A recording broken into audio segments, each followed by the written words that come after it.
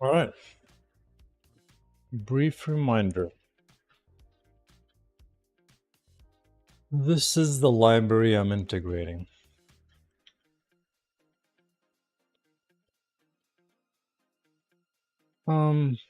Day 3 of integrating commercial game UI library.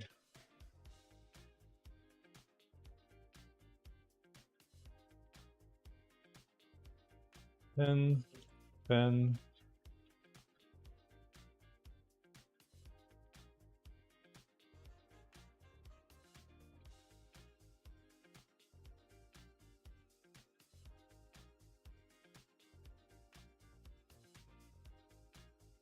Oh, I like painting messages. It's nice. Isn't that nice?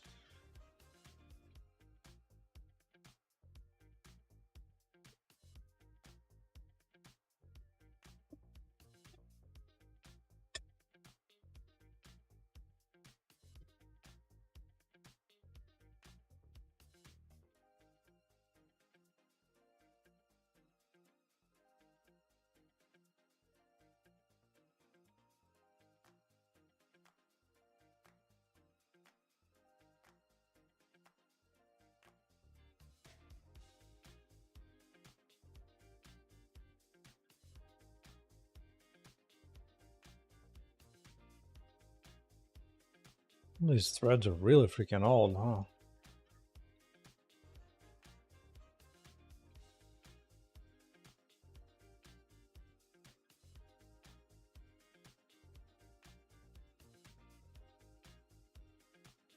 Oh. It's cute.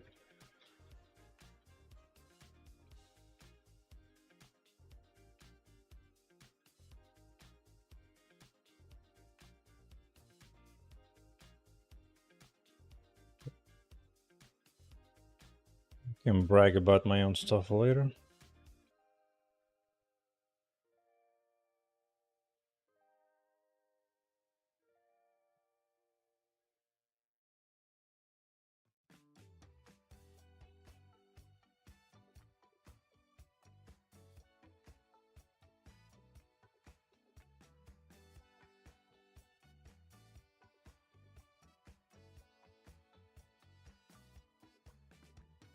Sadly, I still don't have an official license, which means I can only run UI for 10 minutes at a time.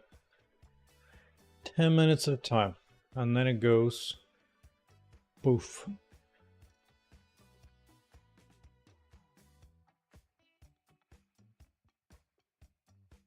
But now none of it is doing anything.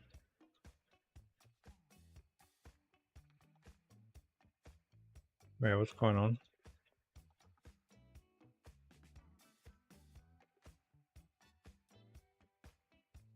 Why is only that button reacting?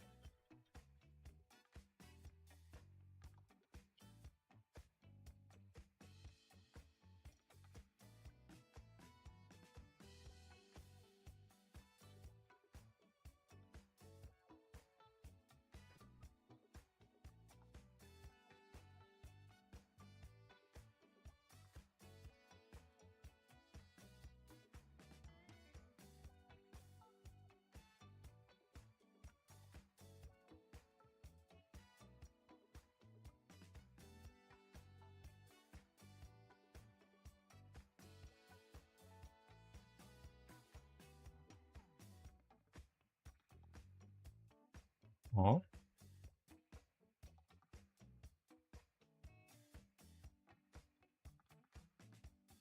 Why? It was working. And now it doesn't think the mouse moves.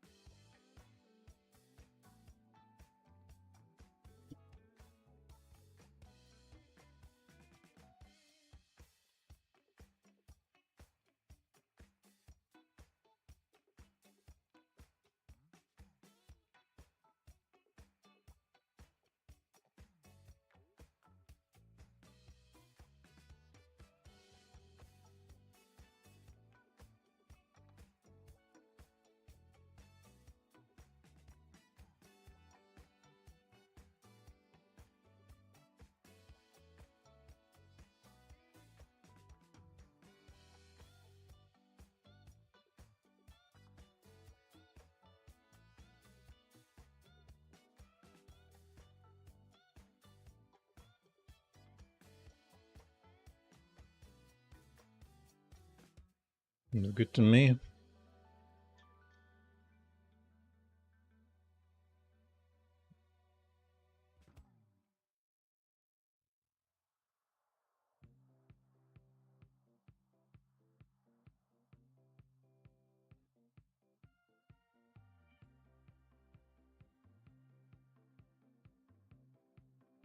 Right.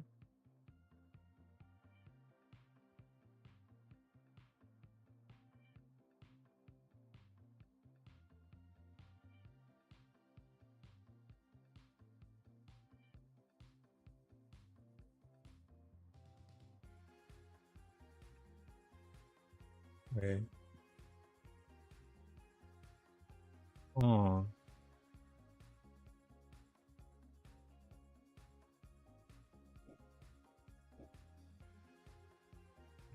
Okay.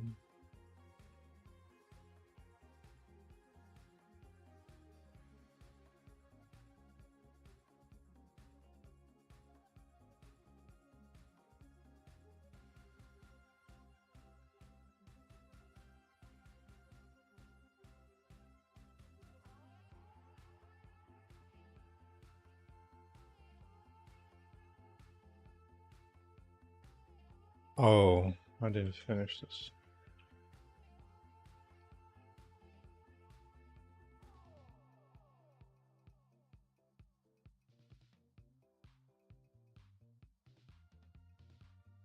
Yeah.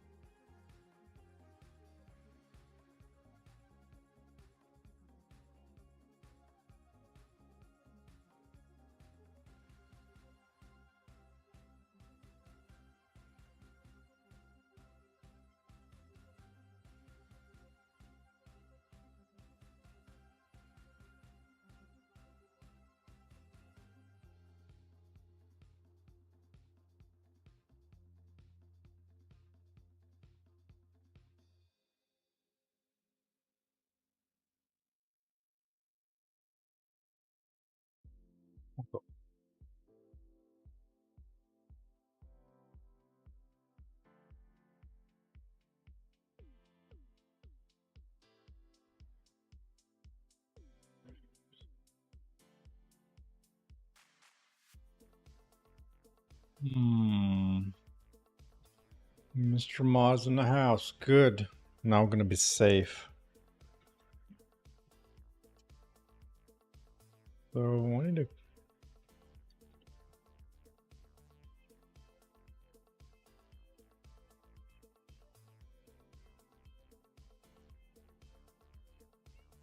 This is the default font that comes with the library.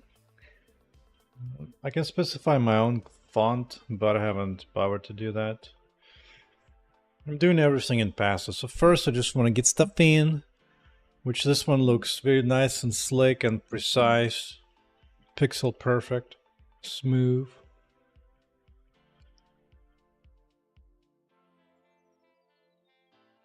I think this is their dark blue theme or something.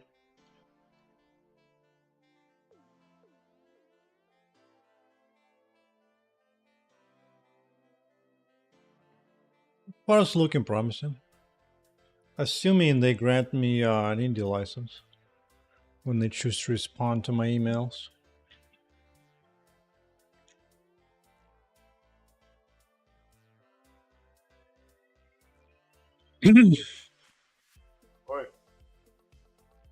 But I didn't actually paste anything in. I'm using a completely different library altogether. This is a very different library. No, I'm eating cheese. Oranges, dude. I don't know how to eat plants. Plants are evil.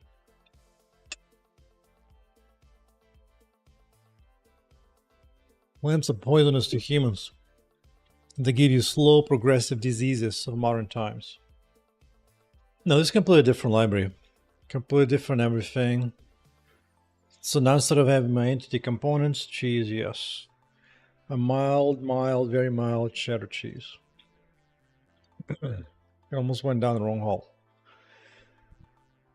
Got myself just in time.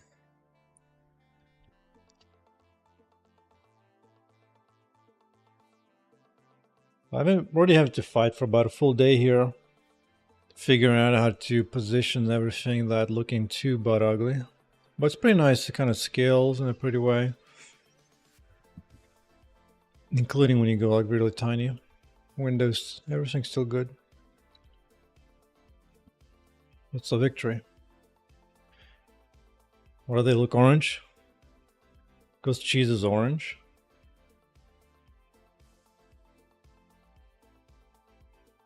No, my glasses are sponsored by Gunnar Glasses. Gunnar, G-U-N-N-A-R. Yeah.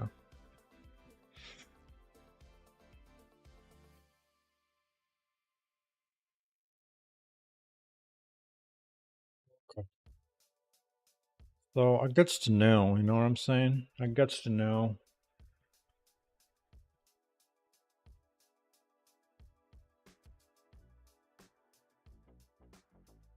But binding? I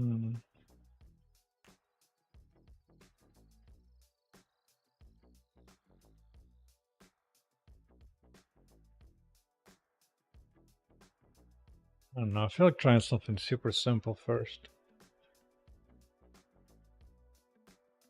Thank you, Vance.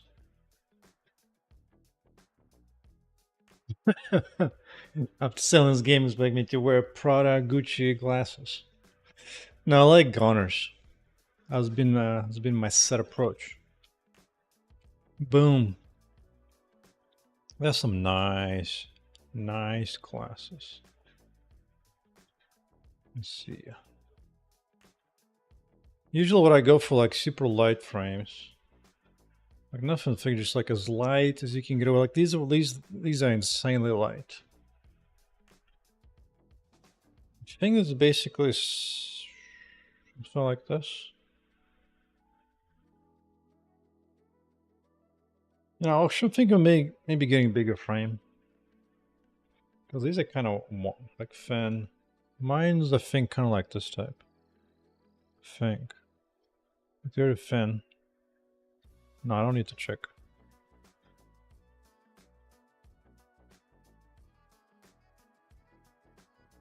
I could get some kind of aviator glasses, like really wide ass.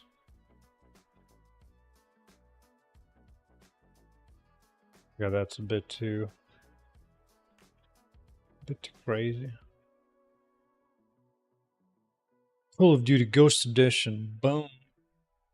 Those are big glasses. Anywho.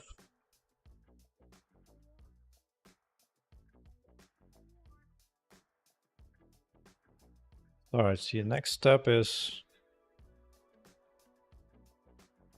I want to know when to press. Okay, I need to give it a name. X. Let's see. Let's support clicking on the laser one right there. So this is this one, right?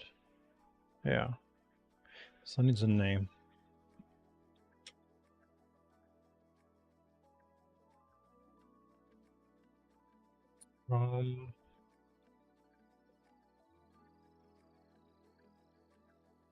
Subnifa. NoesisGui, is it any good? Well, judging by who uses it, the answer is yes. Was it good enough to be used by Baldur's Gate 3? Apparently. I've also known about this library for like a decade, dude. A decade. So I kept my eye on it. I once tried using it of Unreal years ago, and it was kind of, I don't know. But now I have direct integration. I grabbed their C++ SDK, directly integrated to mine. So now I have direct access. Direct access. What does they say in Mass Effect? Assuming direct control. All right, let's give it a name. Let's see, skill slot bar 4. Okay. Now for now, I'm gonna have to just stick it somewhere here, if you know what I mean. Put the game logic outside.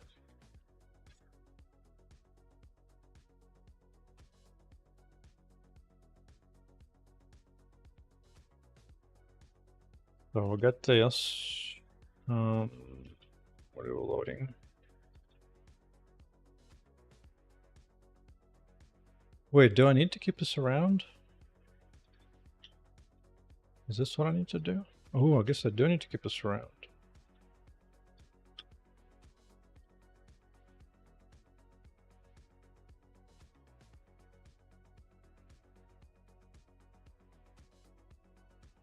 Yeah. Mr. XAML.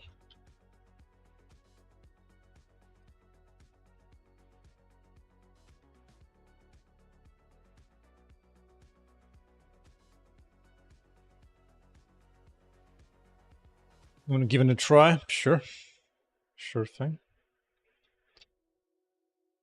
You can do what I did, which is to download their like trial version, which gives you 10 minutes of runtime every time you launch an application. And then it stops working until you restart again. You can find the link in the pinned message. I'm not gonna dunk his ass. Alright, so let's see if this way works. Give it a custom name.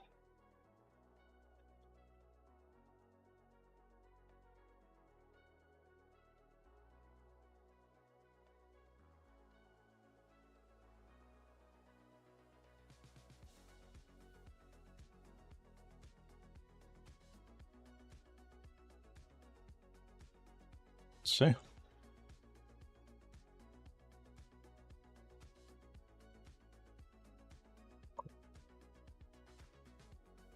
We have contact. I'm seeing reaction. Which means now do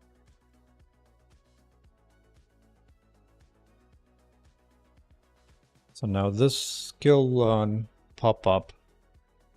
Where's that? Try her. Try her, right? Oh no, it's more than that. It's this thing. Yeah. Okay. Okay. Okay. Let's see. Skill selection.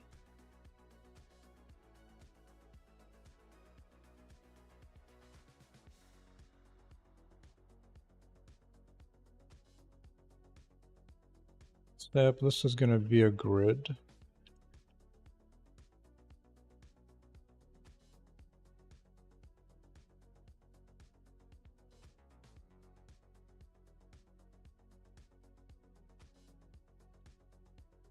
Oh.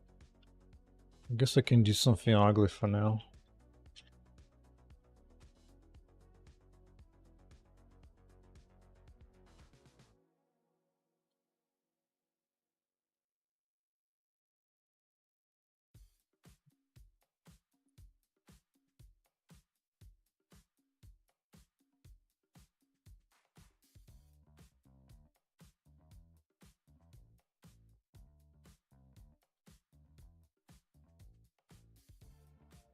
Let's see.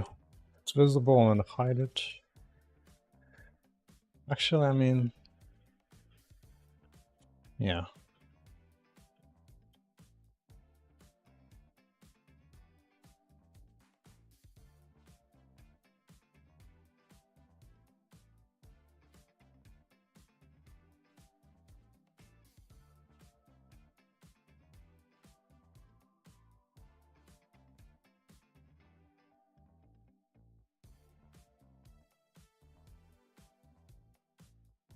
Oh.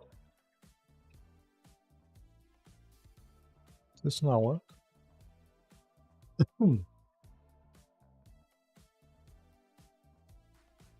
Nice enough. I have fun playing around with that.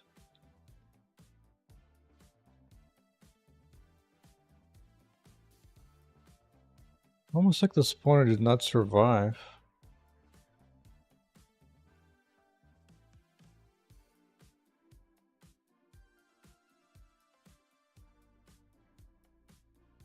Now. A first interaction of UI in your face.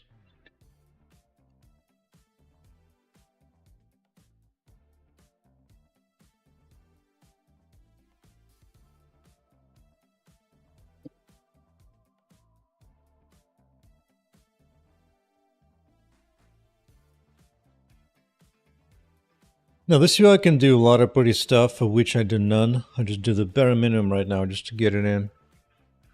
But they have a lot of pretty samples.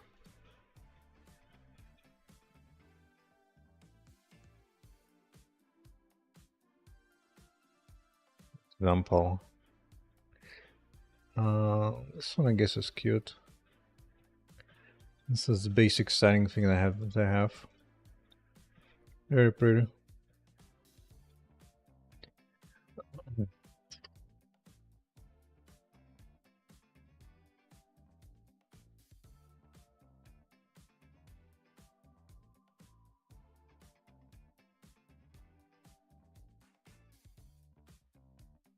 They provide sample source code for that as well, so eventually do something prettier.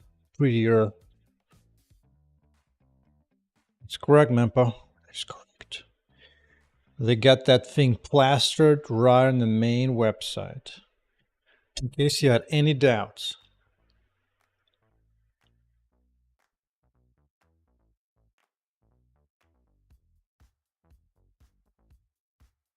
Once my game progresses well enough, maybe they'll put even my project on here, because they're actually putting even Steam Link to all the games.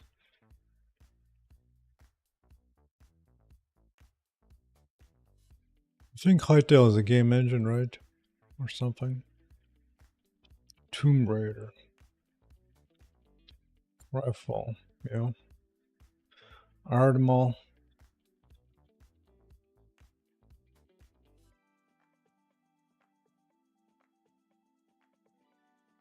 Yeah, definitely looks like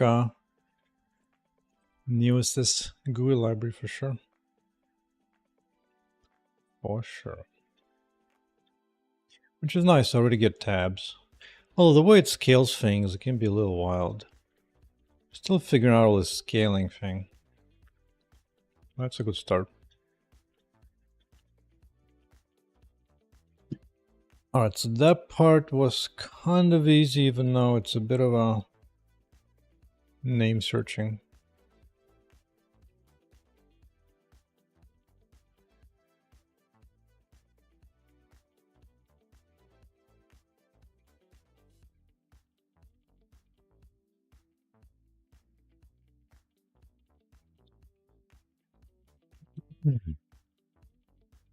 The other option, class my grid.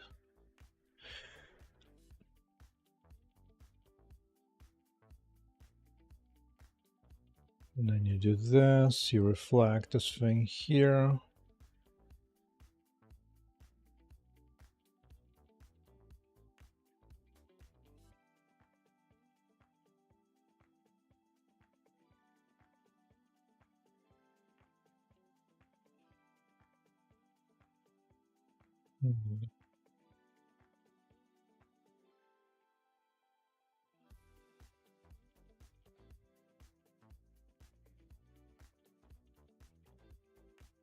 I was surprised exactly what I have.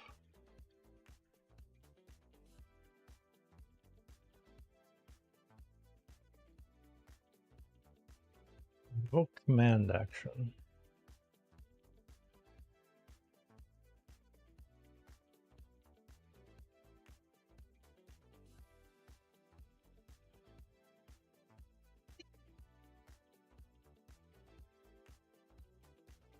Oh, interaction triggers. Mouse enter. It's like hover.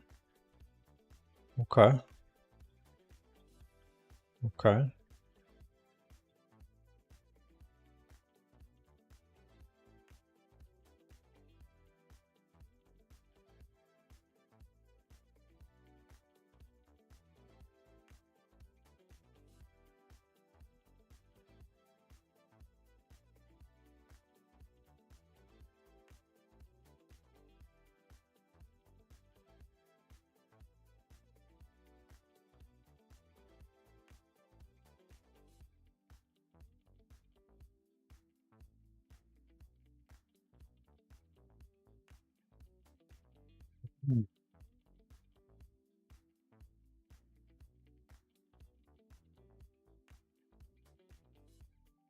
Not looking for any C# stuff.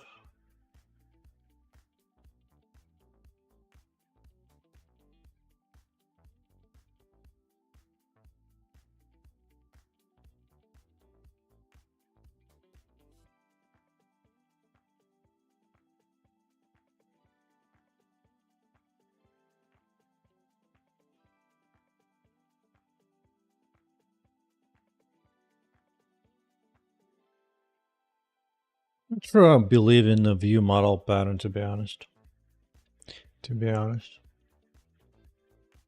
Direct one sounds easiest. Behind, have to create your own class. Well, how exactly do I provide for it? Does it get just allocated for me? I'm particularly happy about that.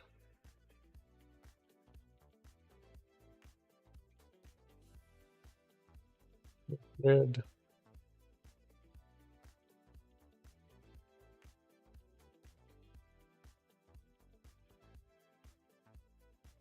Load component.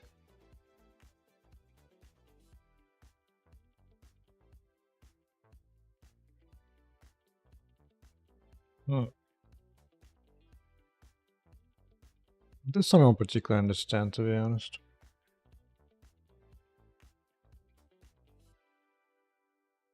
Like, what does that do, actually? And who creates this and when? And when does it get destroyed? The other thing is the event trigger invoke command action.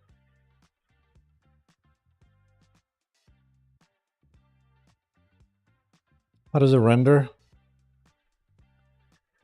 So they have different layers,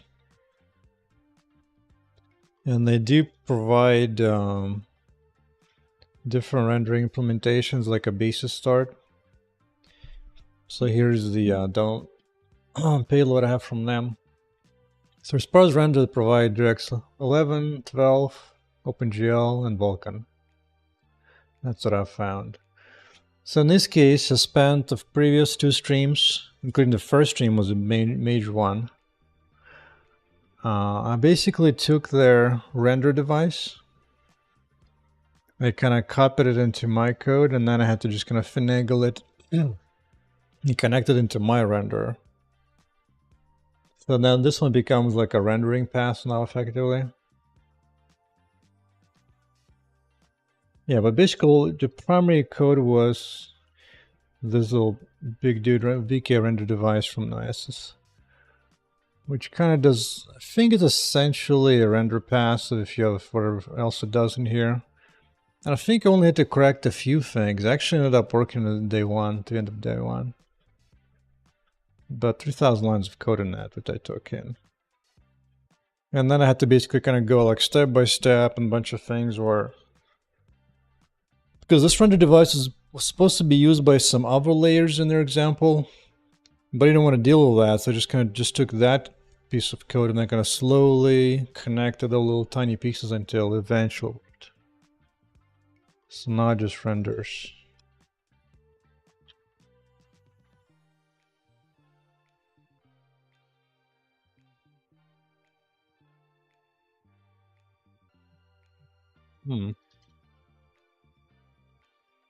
Yeah.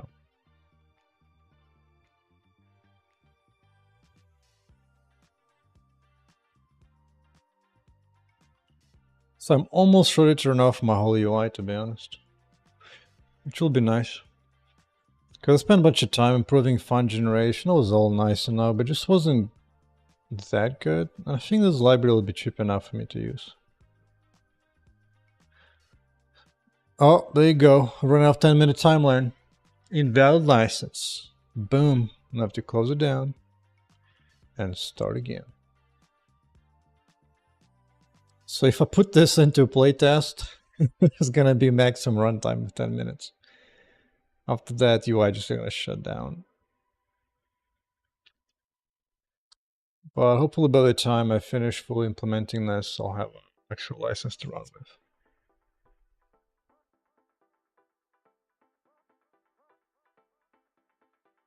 Yeah, but it's really slick and clear font, which I love, because RPG, you need to be able to read everything and whatnot. Alright, so first button clicking works kinda. Well, looking at everything by name feels almost like being like a JavaScript.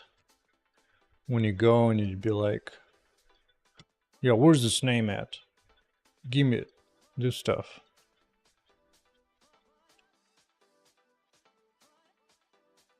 But that would definitely work. It's gonna have to decide on the architecture here. They have 3 different ways of handling events. So the first one I did, that was easy, just assign a lambda into the event. That's easy enough. Code behind, I don't understand. I mean, I get the class, but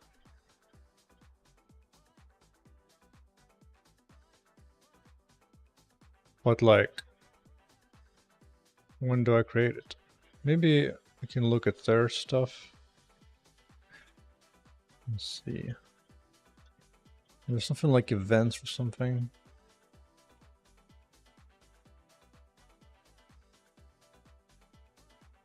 Because this part, I don't think it provides anything.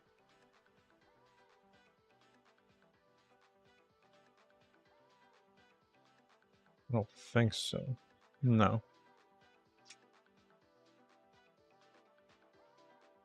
It does not. Alright, so I'm going to look for an example of GUI load component, maybe even this.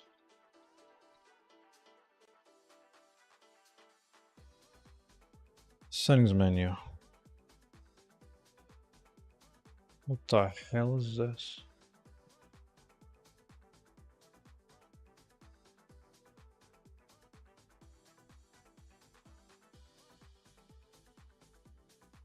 Start menu.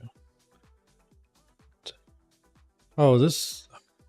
It's not even C++ anyway. Alright, so that's worthless. That is worthless. Ooh, data binding. Let's see what's going on down here.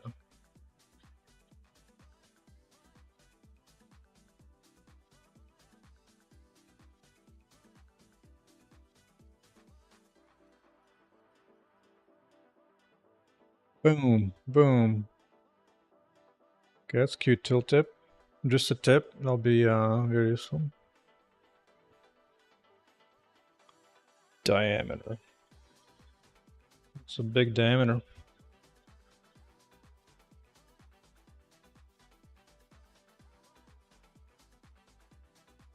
Okay, okay.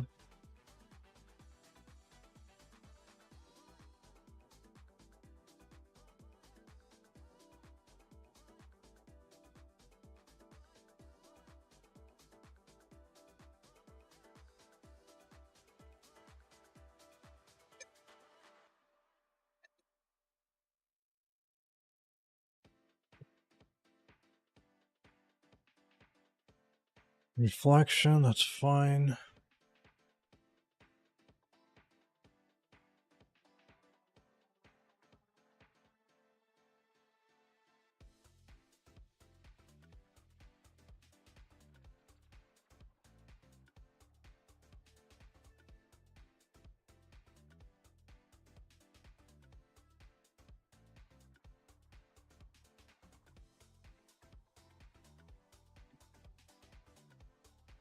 Main window. Seems too painful. I think for now I just might as well do it like a maniac and find everything by name.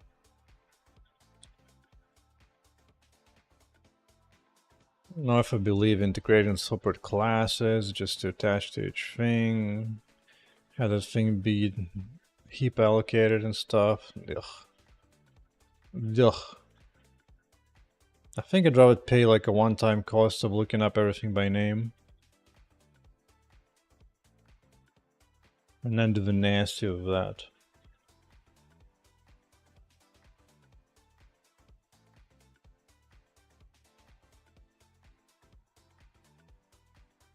Speaking of which, where's that tooltip hiding at? Let's see. U-box.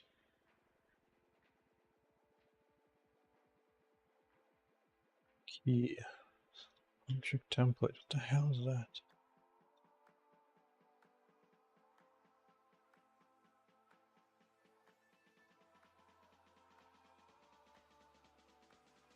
Okay. What the hell's doing this?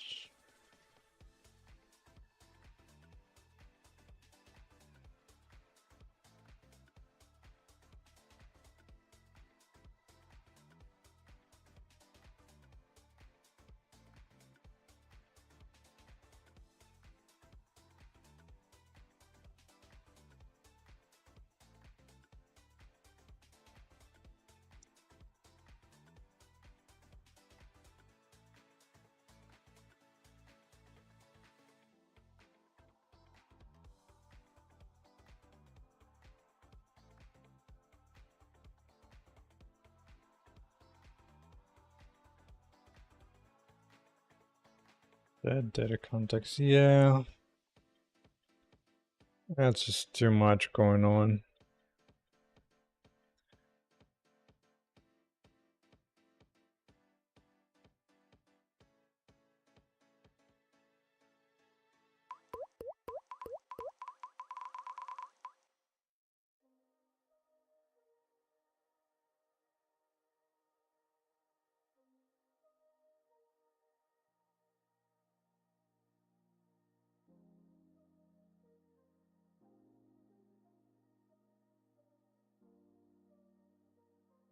More involved stuff will be definitely drag and drop, but it's for later. For now,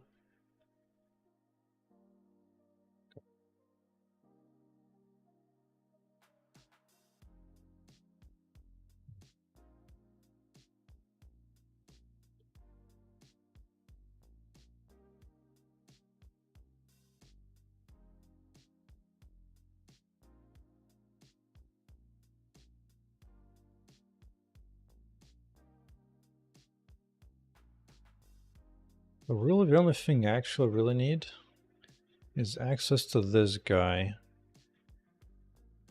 So I'm gonna put in a singleton somewhere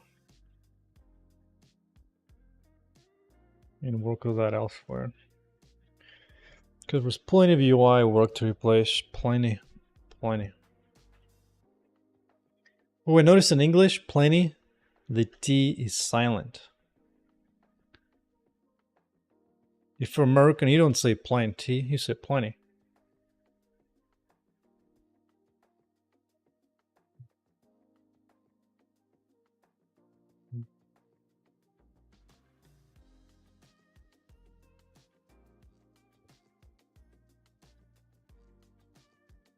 I was thinking this library will actually have me remove a whole bunch of components.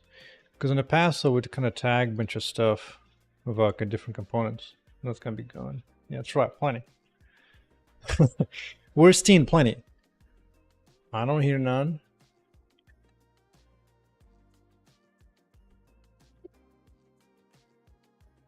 Oh, this is what I get for growing up in Kentucky. It's like a letter S in the city Louisville. Where's S? Ain't there.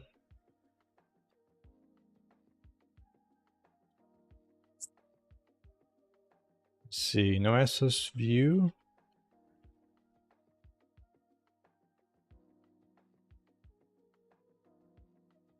To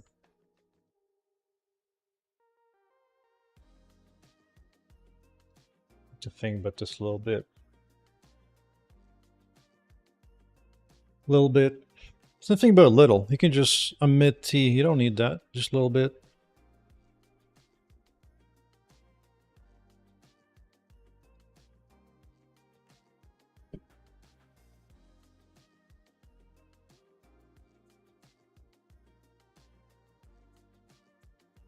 I need like a one-time call to pull all necessary elements by name, and then from there I can just run.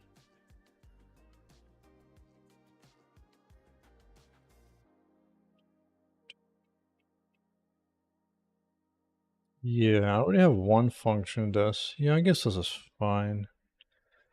I guess this is fine.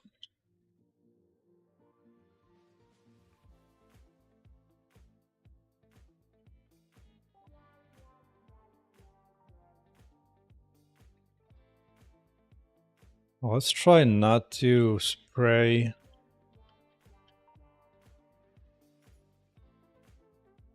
this too much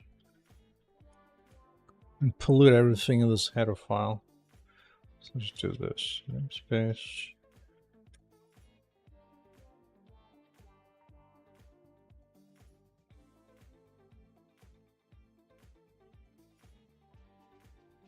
Okay.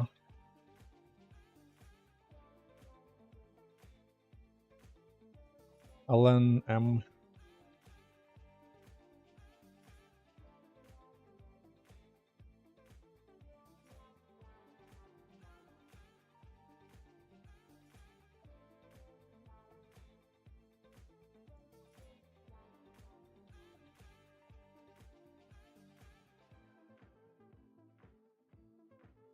Where's Singleton?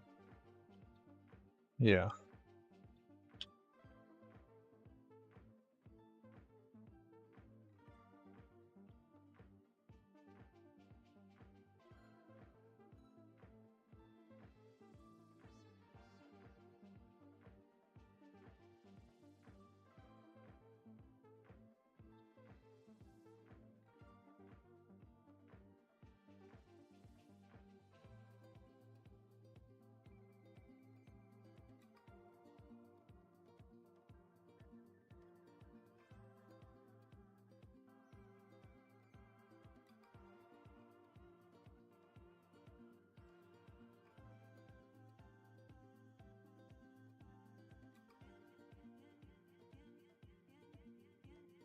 This gets cold actually. Which it is.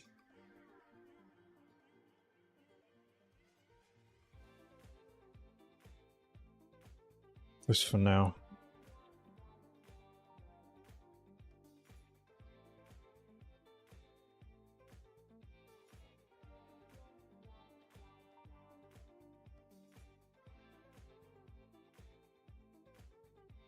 Somewhere this is going to delete a bunch of code of mine actually. I might actually reducing code a little bit. Let's see. Where does that show up?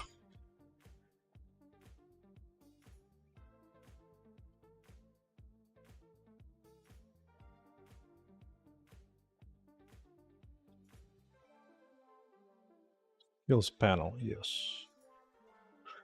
Yes.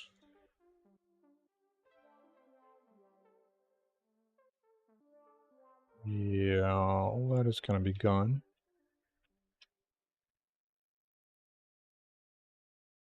Let's see, can I just move this logic there now?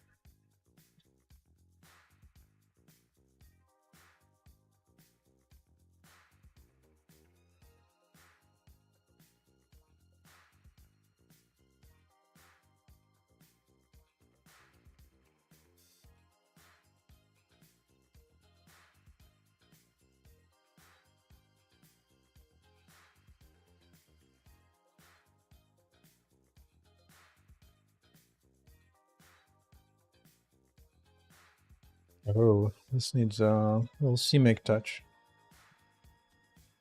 Just a little bit.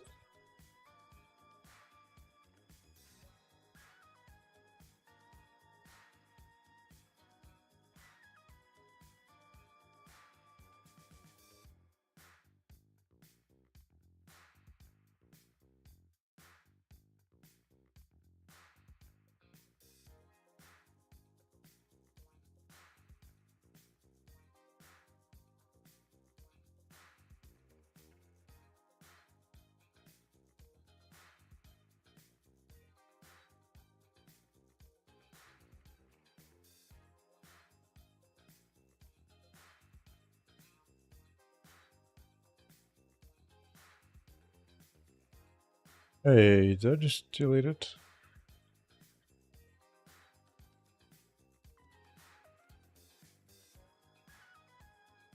Yeah.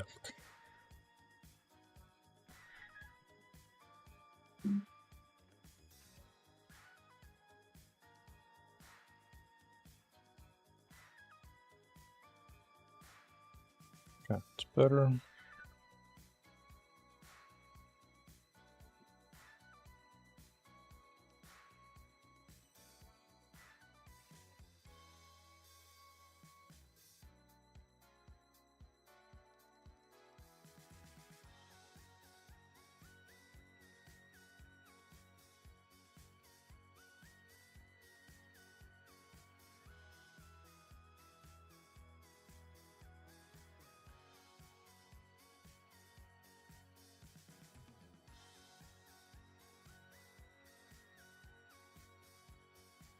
Right, so this is the first time I'll be handling game logic outside of renderer. Keeping the rendering be logic free.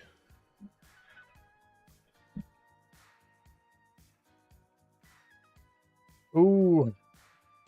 Why is it still null? Oh, it happens too early.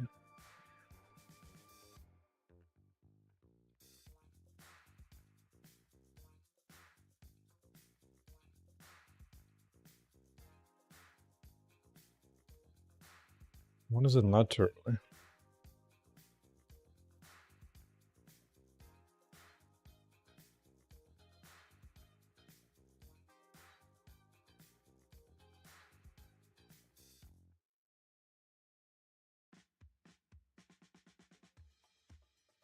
What I want to do.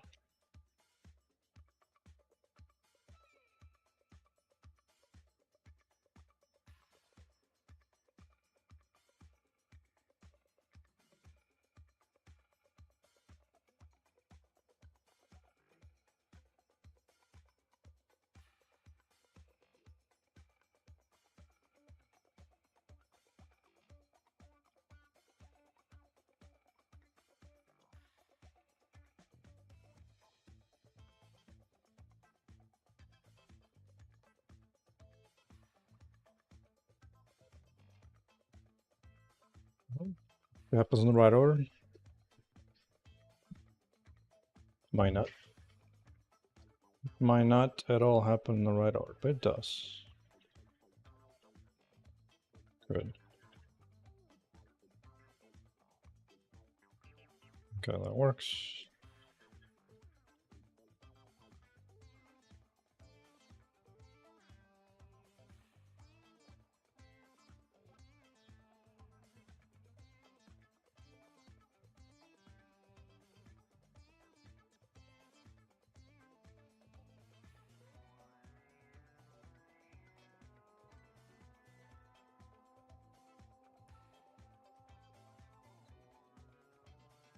I think it's time to close down these things.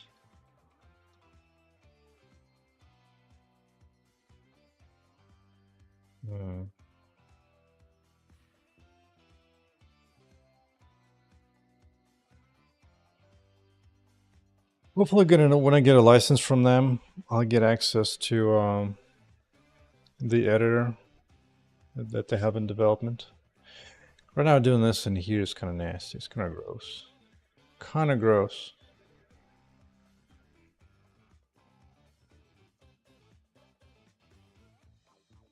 Let's see. Go this one.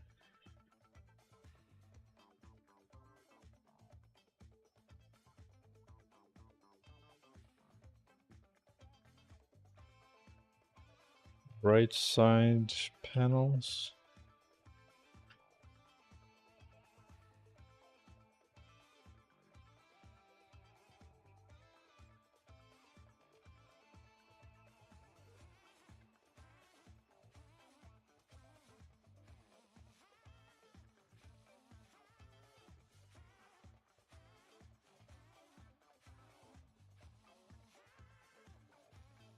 It'll give me by default just base. Wonder. Can I just do something with this, such as set visibility? No, I cannot. Cool. It's cool, man.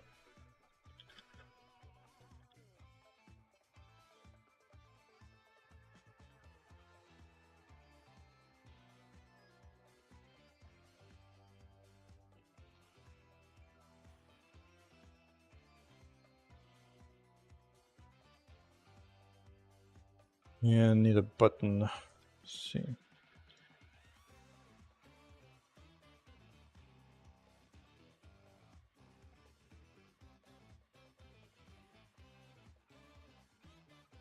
I'm not sure about this one yet.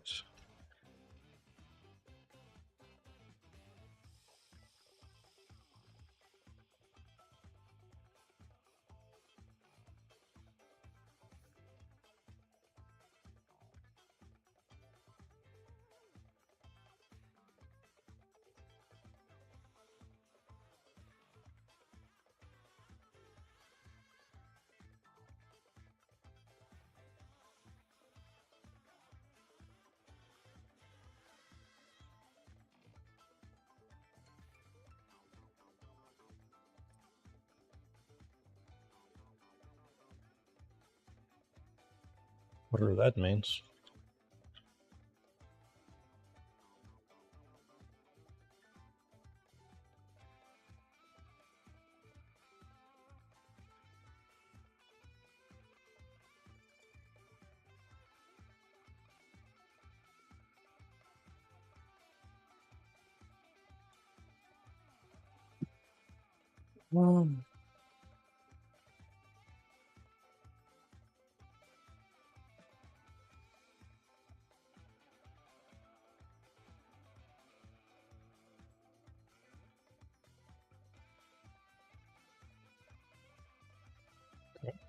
Did not like live reload.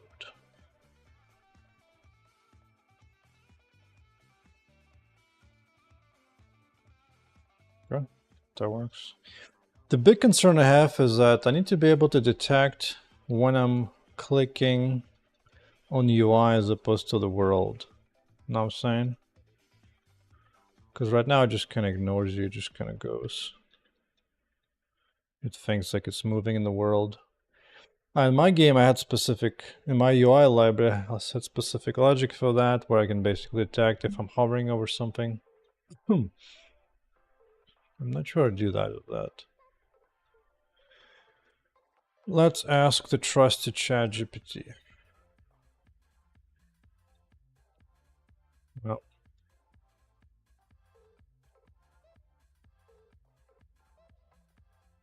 I do detect when the mouse clicks.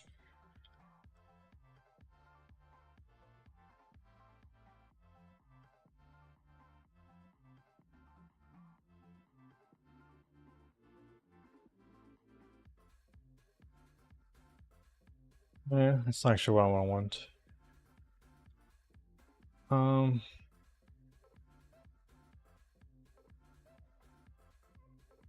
Skip applying the action in the game. So if the input is only handled by UI, while my game ignores it.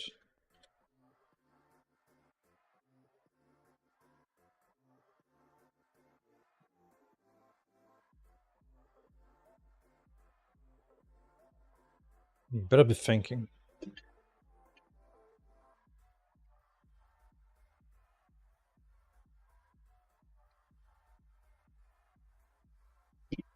Where's the bool value?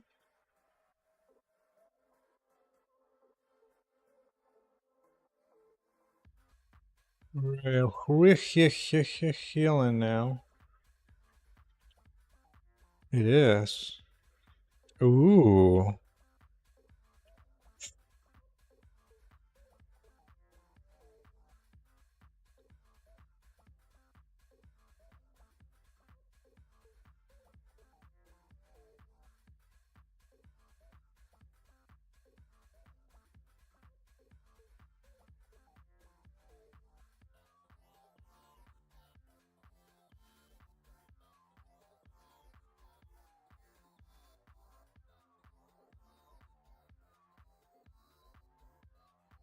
Okay, so let's see. So here it's fine, and now if I press here, it does get caught here. Cool. Oh, it's the biggest worry I had actually. So that was easily solved. Easily solved. So now I have a way to find interacting with UI. Cool.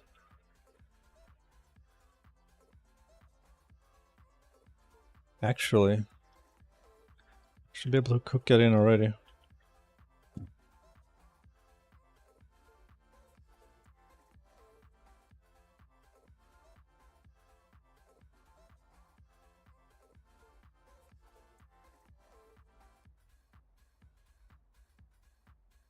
Yeah.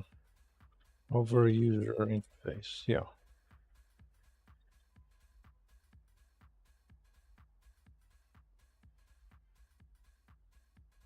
Oh, this is just hovering.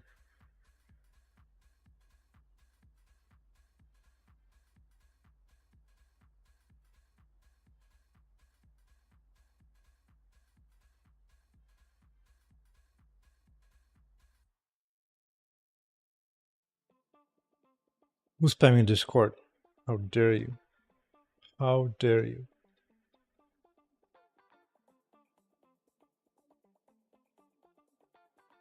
Oh yeah, it's a popular day to hate on Unreal. Yeah. Yep. Yep.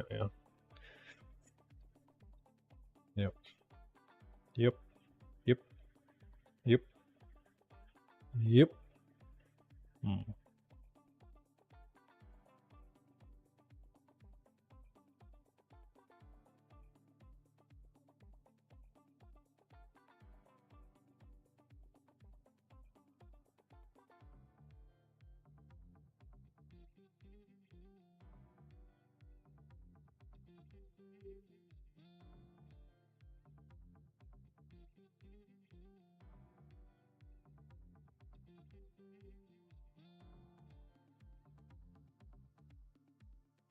Oh, I see a great item.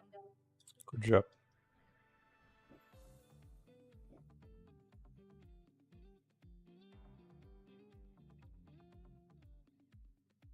What about mouse move? Do you return ball? Is it always?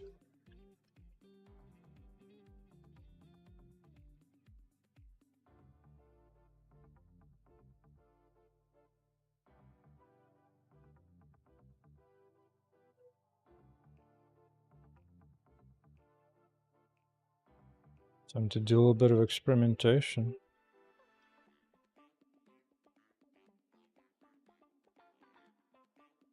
No, hovering is not enough. You actually have to... Oh, so mouse move is only handled when you're like holding down and dragging something. That came from on UI now to see. That's actually good enough.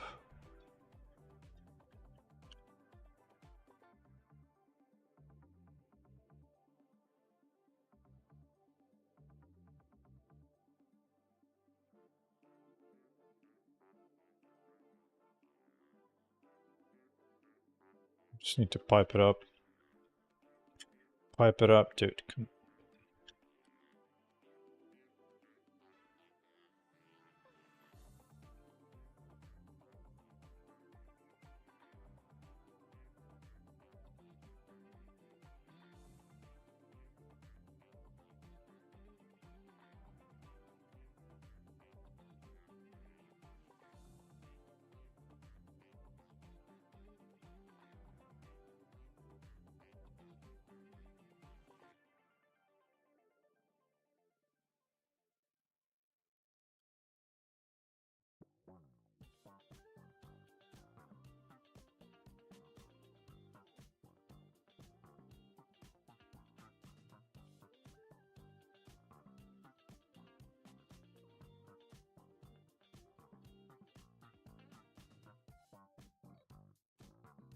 Oh, which component was it? I forgot.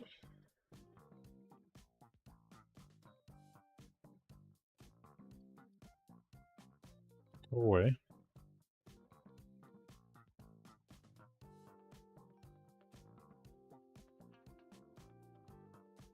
Might be as simple as this. So now the idea is it shouldn't move, except it does, but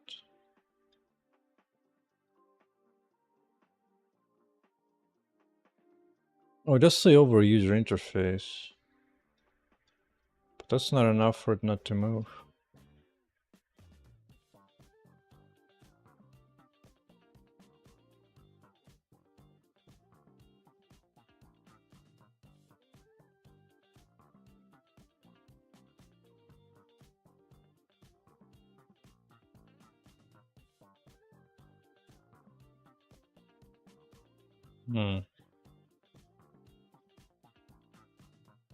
You'll receive the initial click.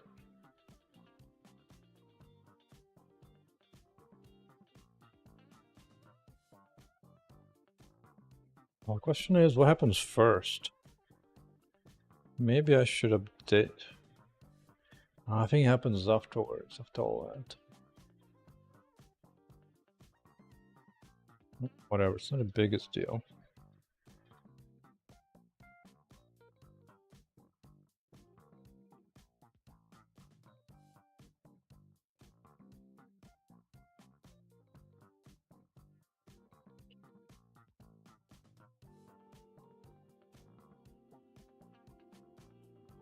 I think I had enough of looking at my UI.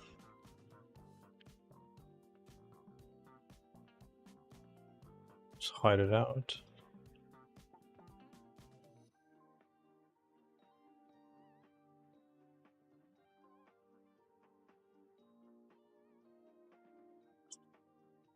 You know what I need? To separate this update from rendering. So I can process inputs first and then rate it later.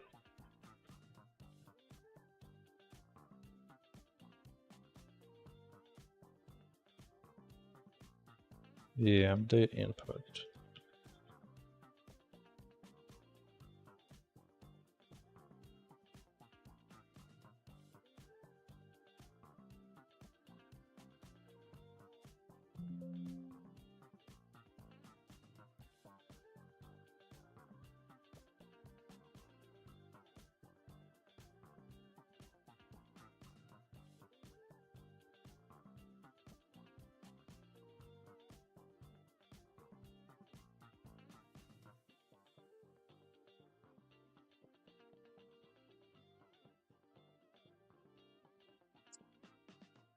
Private thing.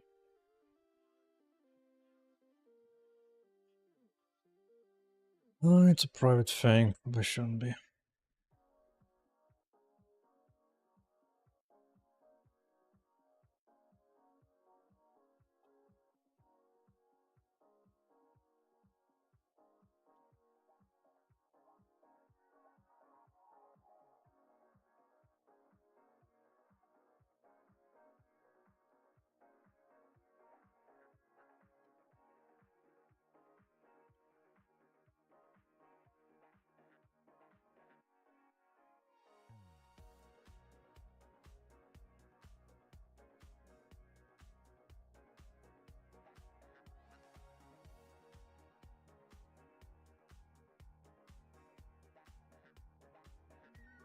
There you go. Input first, render later.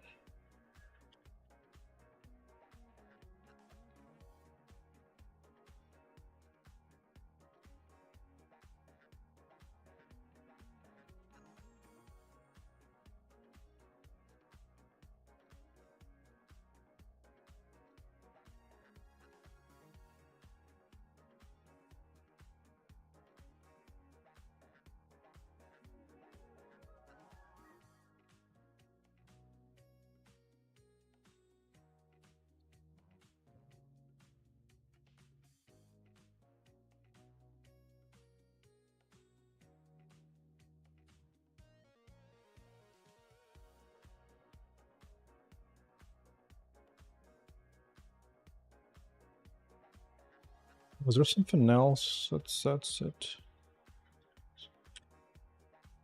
Turn this off.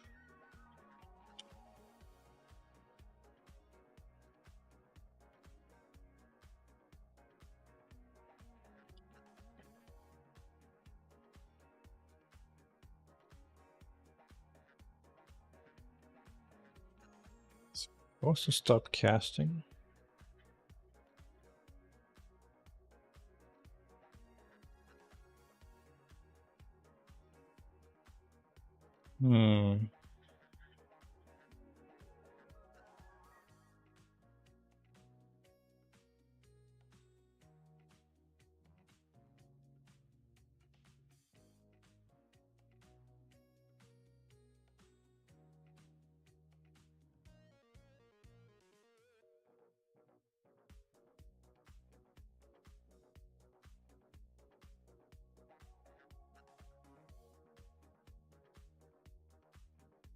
It does get here, but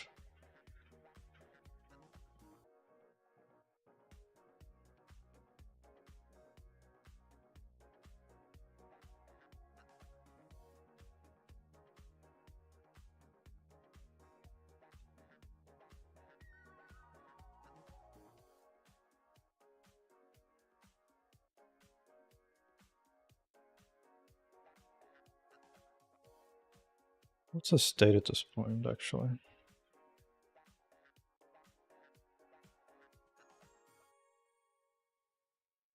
Get to click is true. Okay.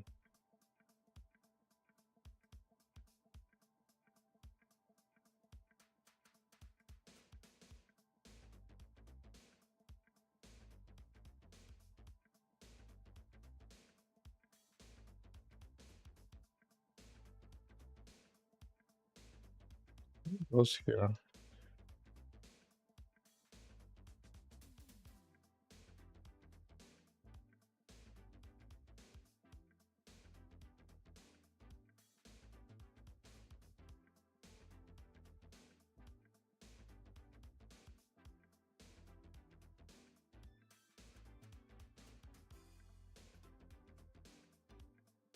No, it's there for a brief moment.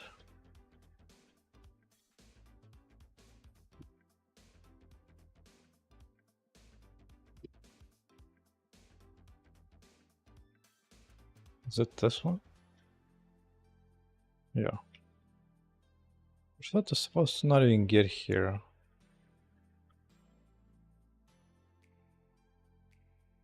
It's not hovering on the interface yet here.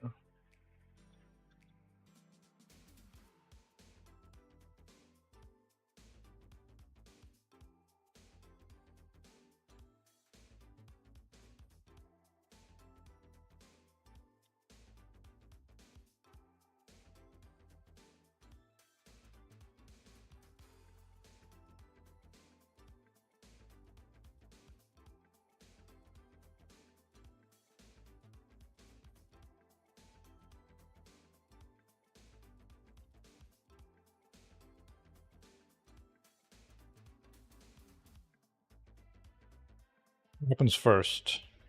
That makes sense. And if I click here, this guy happens first.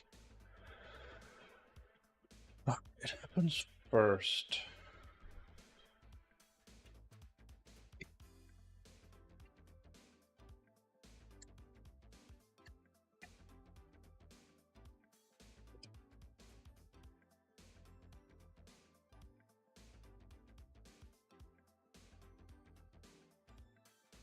It's kind of annoying.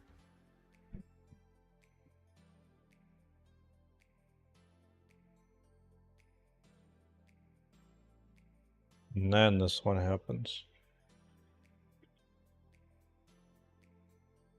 Like it gets picked up on the next frame, huh? This kind of sucks.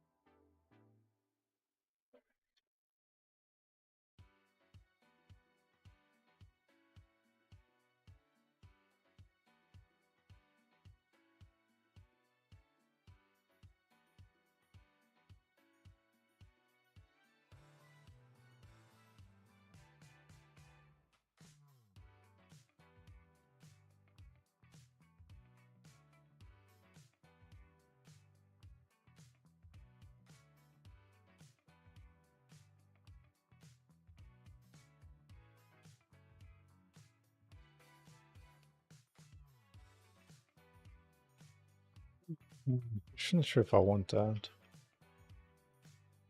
Oh no.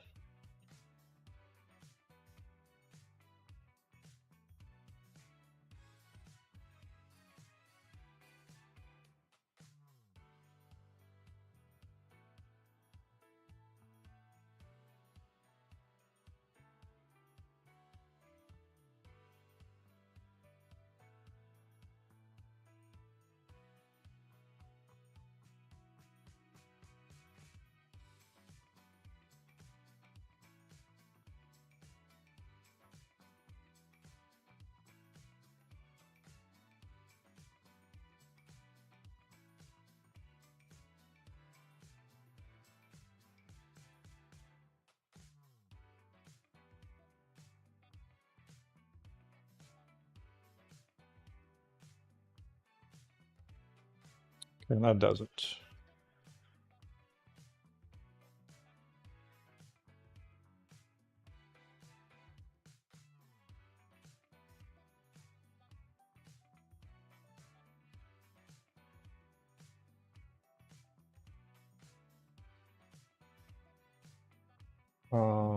But I thought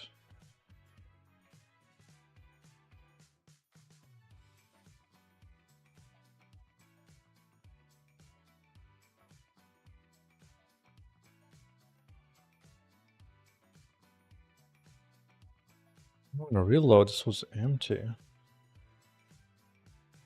Ouch.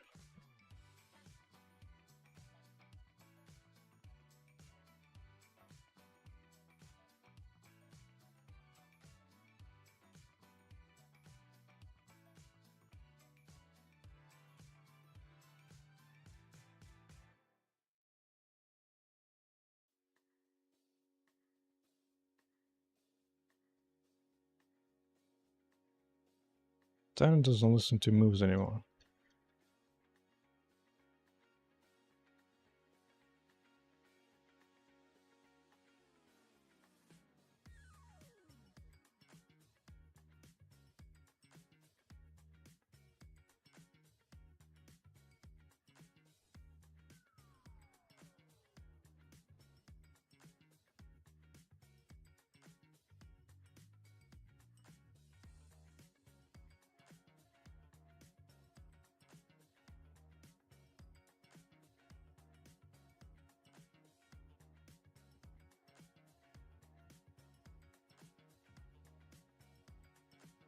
Stuck here sometimes.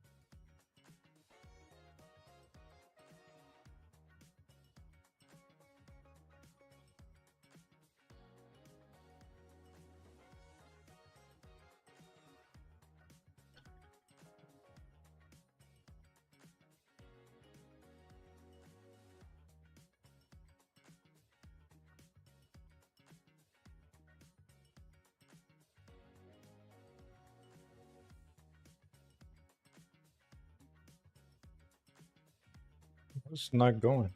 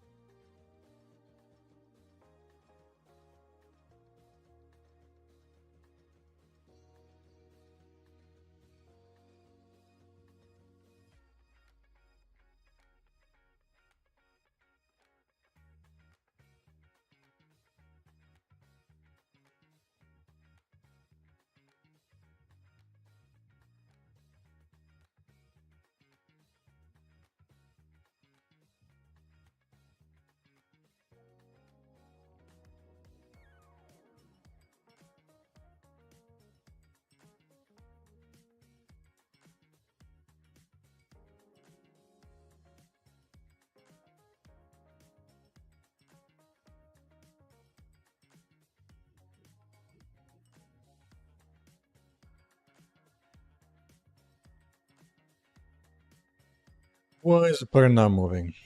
Hmm.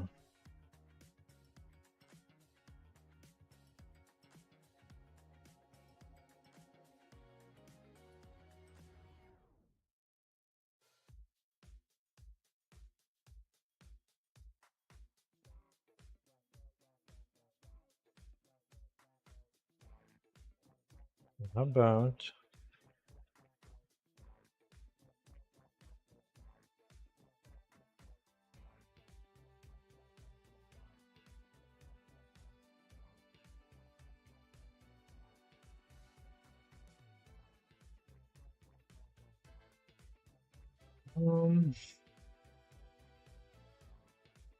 navigation?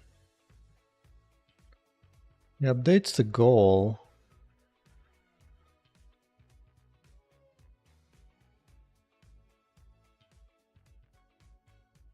I think it just needs to be poked. Yeah.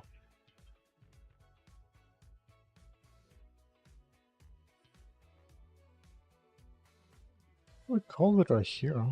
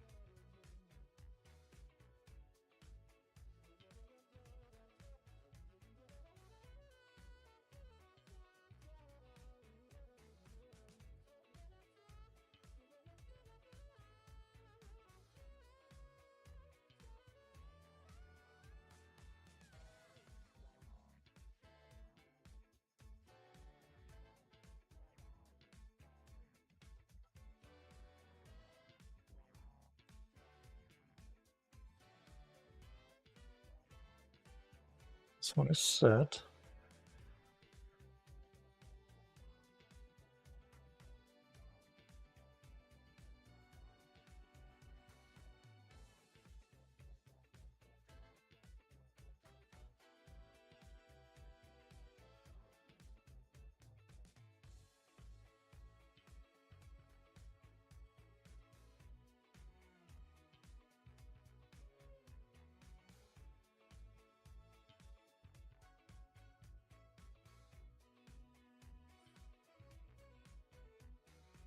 Wait, did these clamping to 0?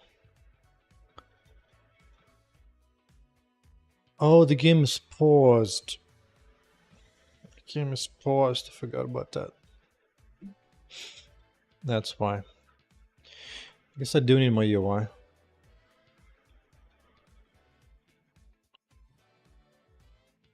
Because I forgot the game is paused. Yeah, the game is paused.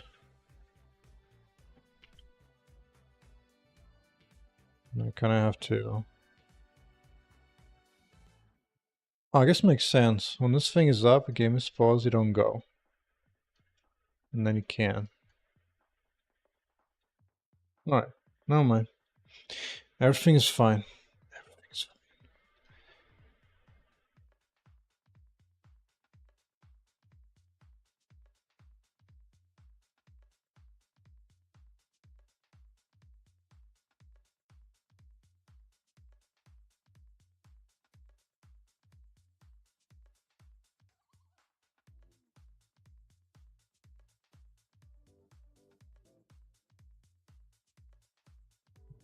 That.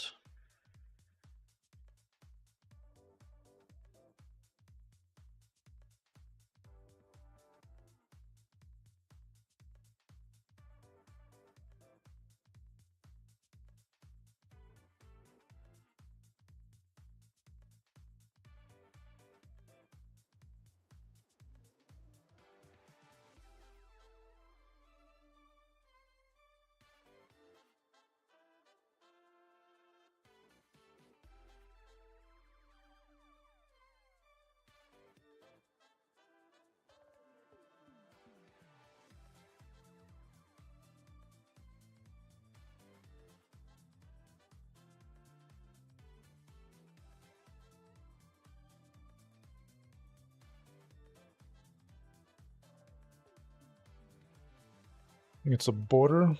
No, it's a button.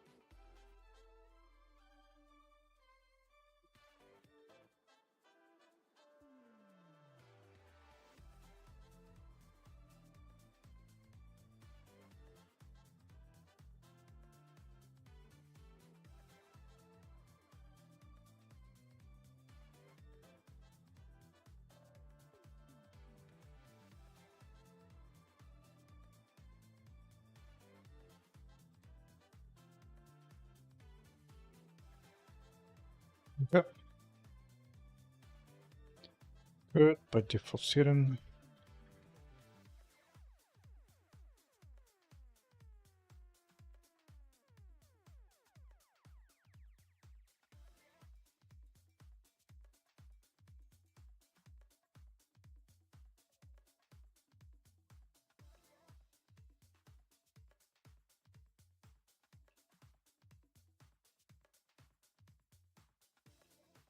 It's hitting this, isn't it? Yeah. Oh, this is where it runs it. I see.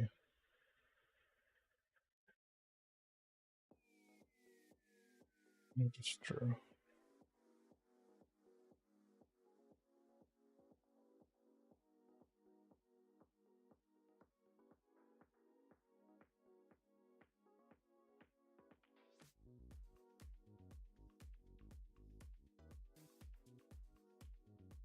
Do call this. Technically could load up XAML now here. Right? Yeah.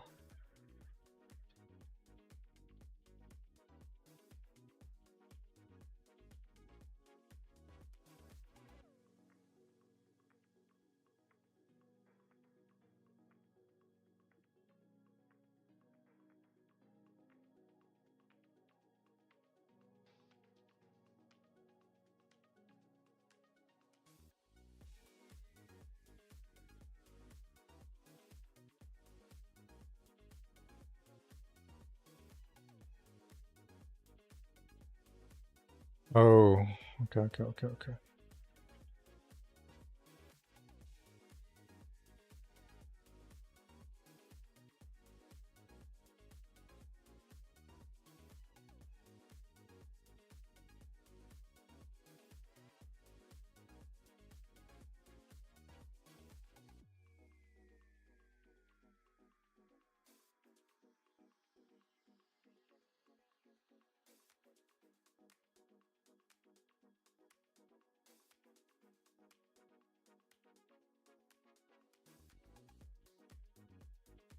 Connect it up. And crash and burn to the ground. Wonderful. Wunderbar. Absolute wunderbar. Is it possible? This is getting called twice. There's a chance. Yep. Sure freaking is.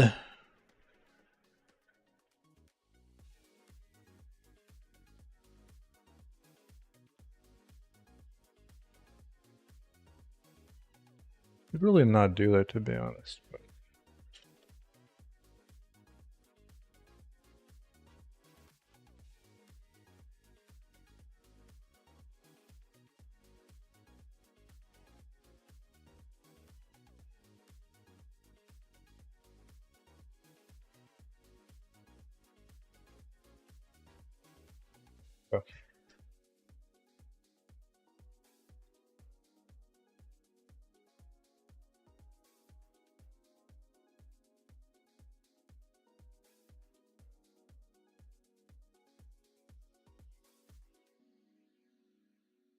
take that.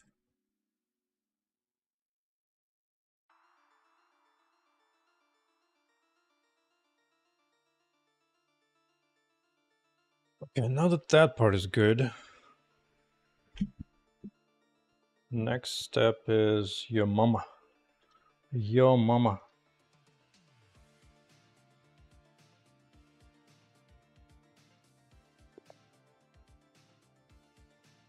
Next one will be actual data push. Applying the skill names.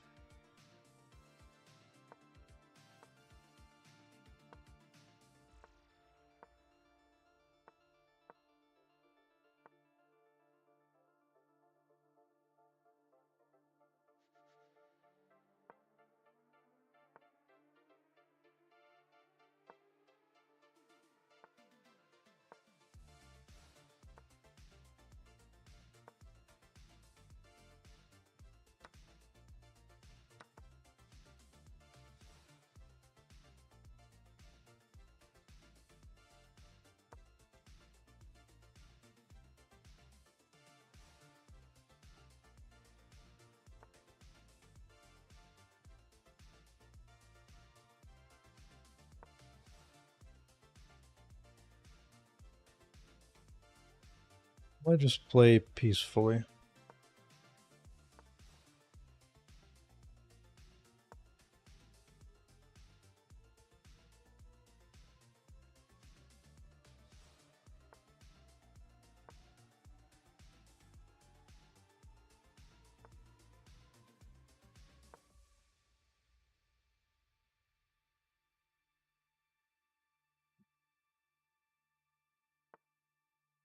Eventually we'll get rid of that bishop. Eventually.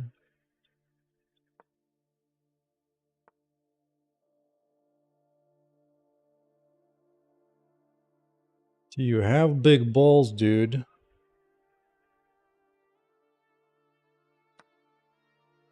Suppose he does.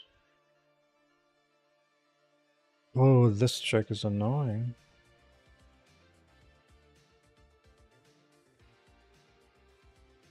Come back right away.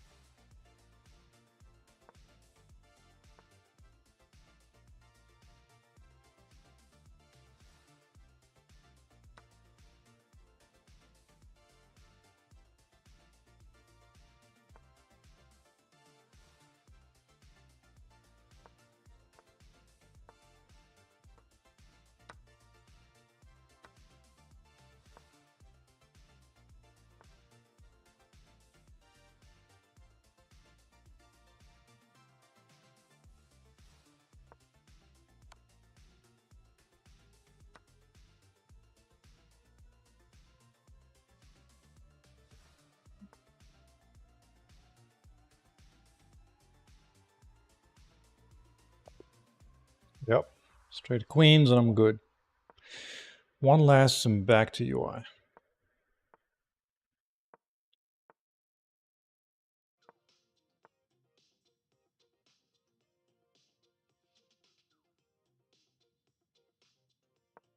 Don't really understand this move, but okay.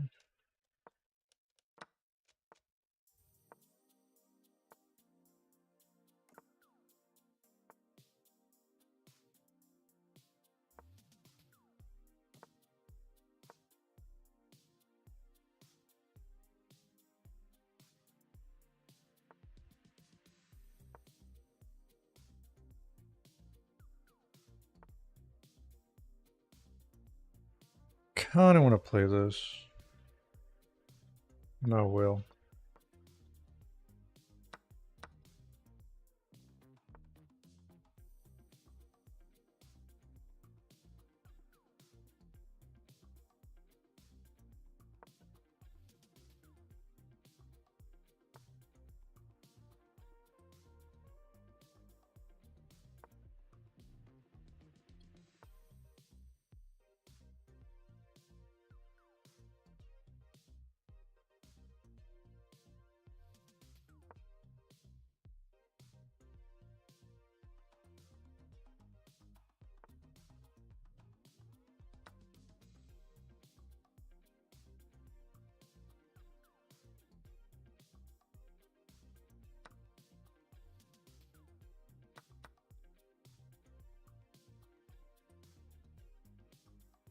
Don't understand that.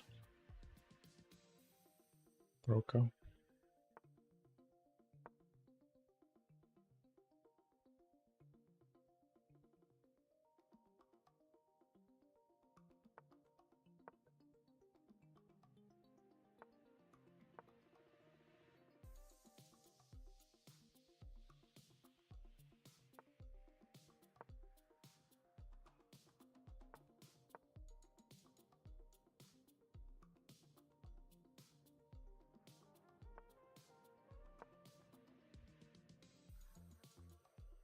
Maybe here actually too.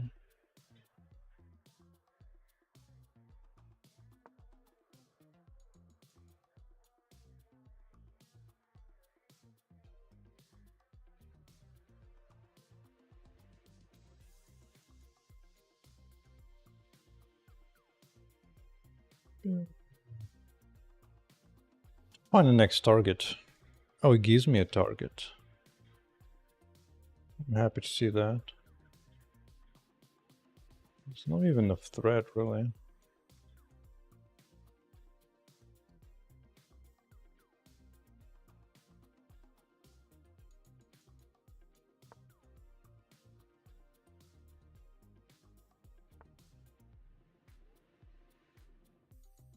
Think about that one.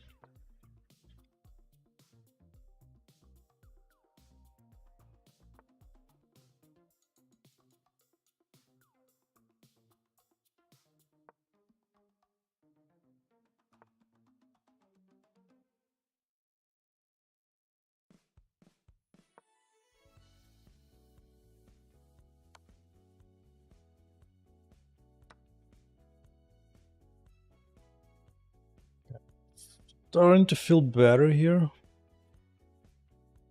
Just a little breezy on the side.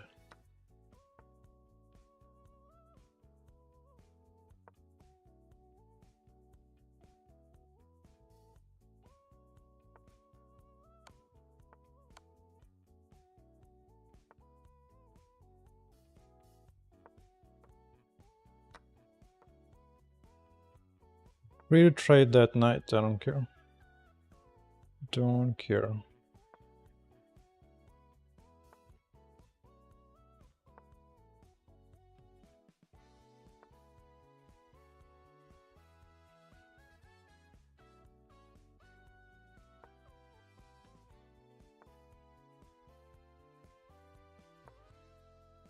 Hmm.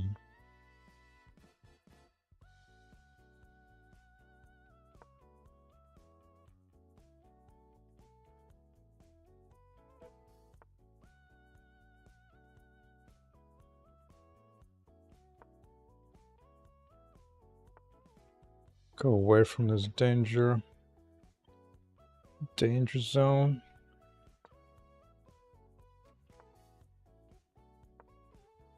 Well, I'm the last Gukesh dude. I'm not nearly good enough to do that.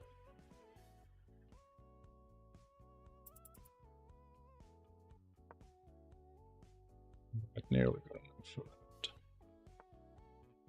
Oh, that's good.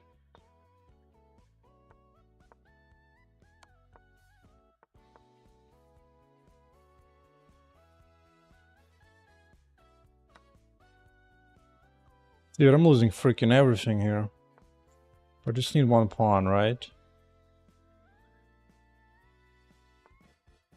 And not losing time.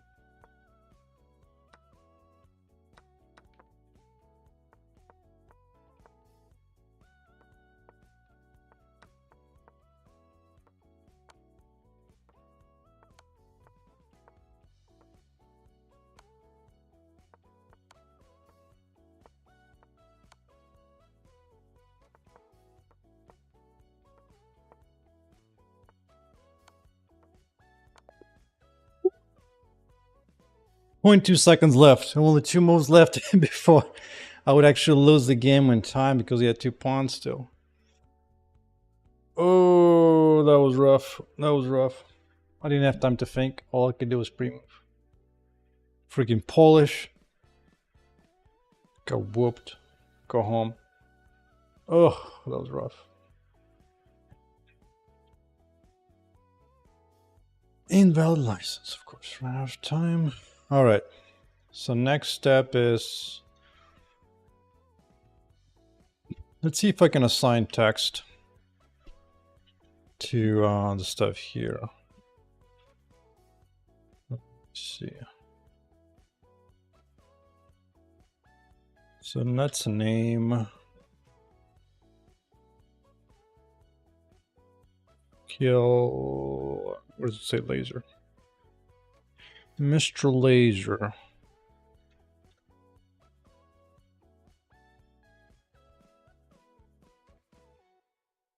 Oh, this is the part.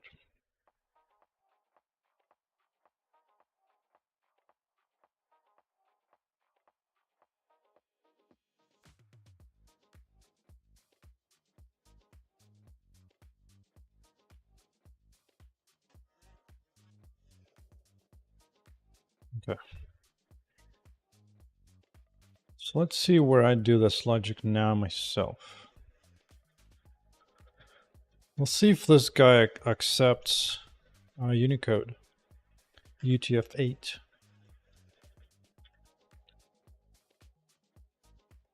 see, where would that be? Might be here somewhere.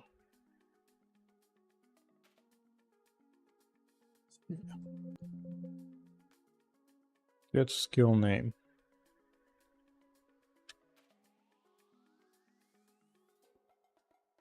Skill panel register.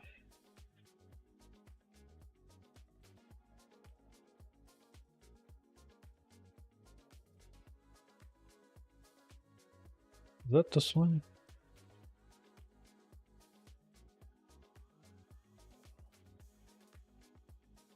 Yeah. Okay.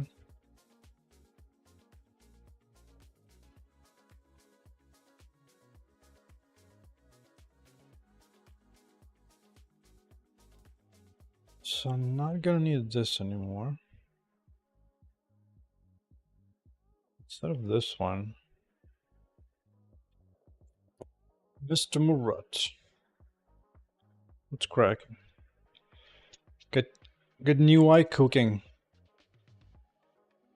Very clean, smooth text. So now it already reacts to my basic clicks. Now I just need to do the first application of my data into it. The good news this time, it's actually not so much my work. This is a professional commercial thing I have to pay for once I get approved for license, which I've asked by email. We'll see how many days it's going to take for them to get back to me.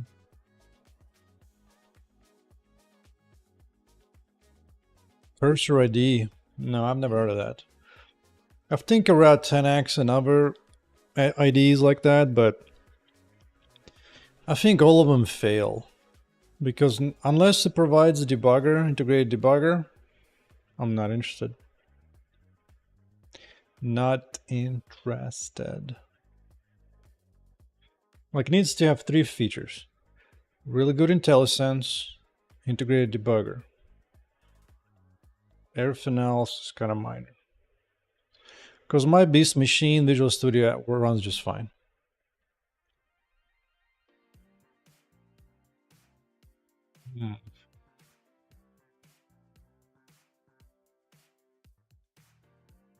So I think what I'll need to start building out is like structs of skill slots.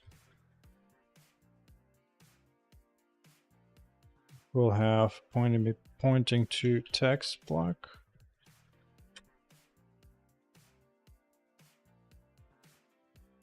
Slots. Slot 1. Kind of like your mom. Slot 1.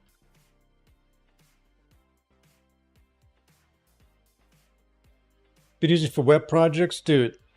Web projects, and that's why those IDEs usually don't have debuggers, because webbers don't debug ever.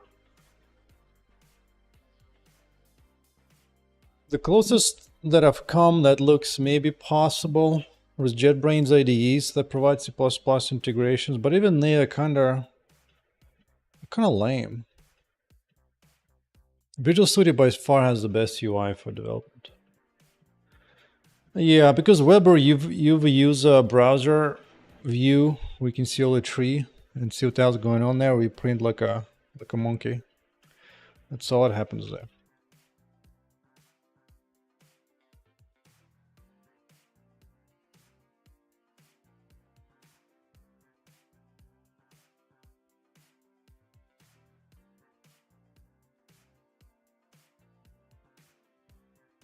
Actually, maybe I just have like a big user interface objects. Something like this.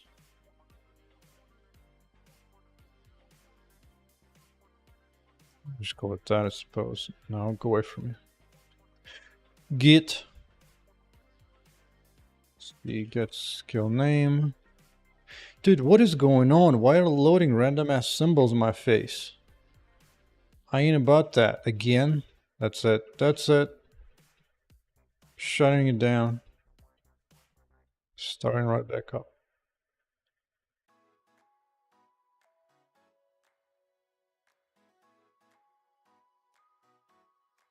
It's actually amusing. There's like 2 type of engineers nowadays.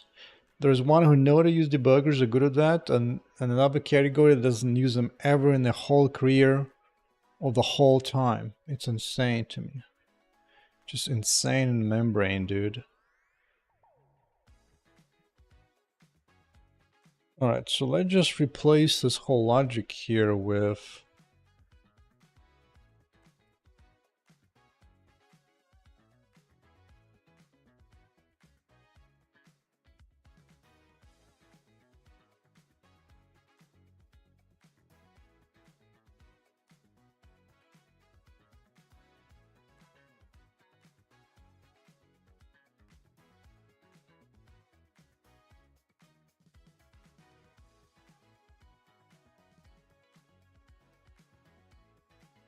Right.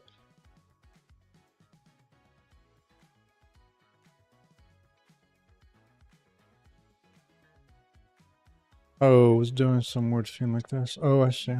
Okay. Playability use, ability use. Yeah, I don't need any of this shit. I think because of replacing this UI, it will actually delete like maybe like 4,000 lines of code of mine, maybe. Or at least rewrite that many. So let's see. Let's just take it, screw this. We're building a new system, a better system.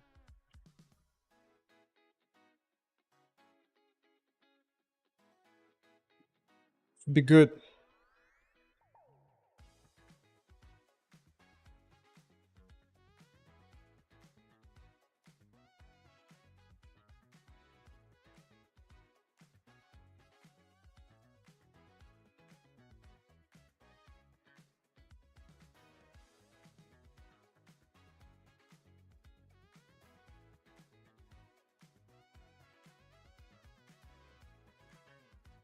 about this, don't care about that. Don't care about this. Alright, let's see, set text. Oh, I actually need to expand this.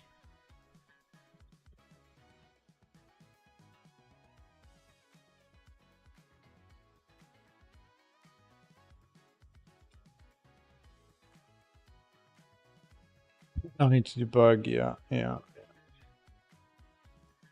Dude, like, for a few months, like 2-3 months, before I left Amazon, I was pushed off from the game team because they shut it down. And so I was assigned to work on some kind of microservice.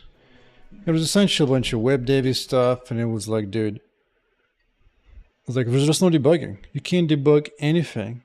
Everything is about studying log files. You take special courses where you can deduce how to look at different online panels to see what could have happened if this particular message showed up and what you need to remember what to look at. It's like, dude, serious, this is insanity. Just insane.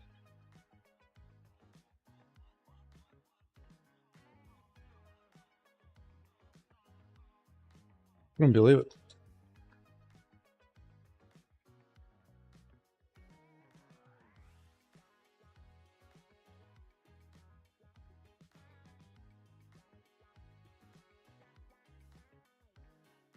So, do this first. Skill slot.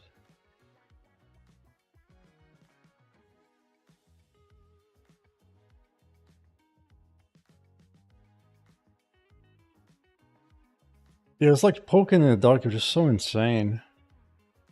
It's like, what about this panel, long charts and stuff? Or just like, I mean, I get it for like when you like DevOps, you like running the operations, see what's happening, then yeah, for sure you have to do it. But like, in that case, that's also how you develop things. My mind was blown. Like, I knew being web dev was nasty, but I didn't know how nasty it was.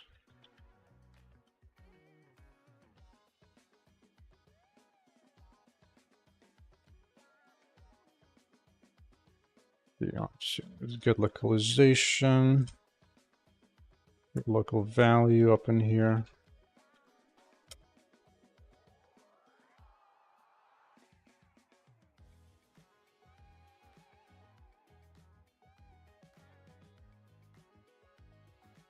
Spammers trying to call me. Hell no. Git.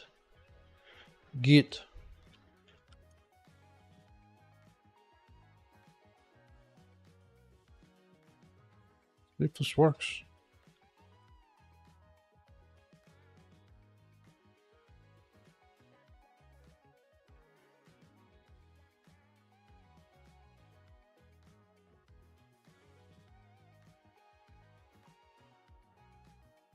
You know, Brodog something C++. Yeah, sure. Well, it might be easy to get started with C first, if you don't have experience yet. And then just add a little bit of C++ here and there. Don't go too wild.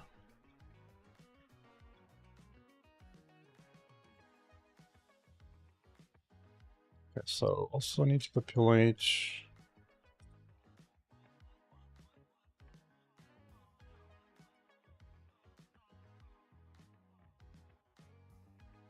demo file name. Like even right now, I'm feeling a little web devy here. Because it's kind of like a JavaScript where you name a variable, name an element in the DOM, and then you look it up by name. And that's the way it works in this UI as well.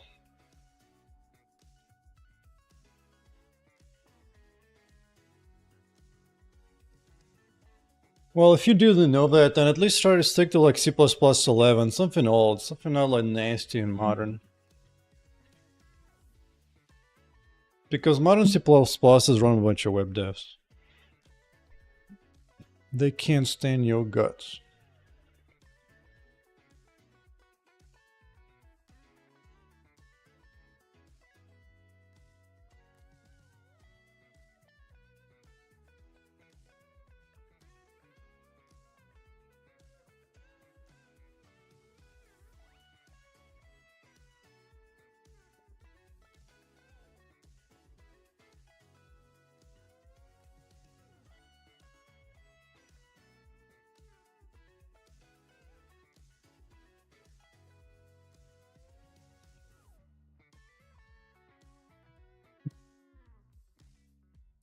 Really? Oh, value fill. And then let's put it into third gear. That's it.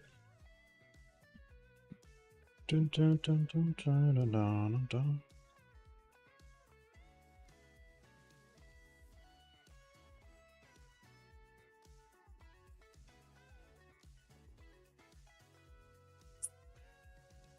Well, now I'm not sure if it's a laser there or not. I guess I can test it this way.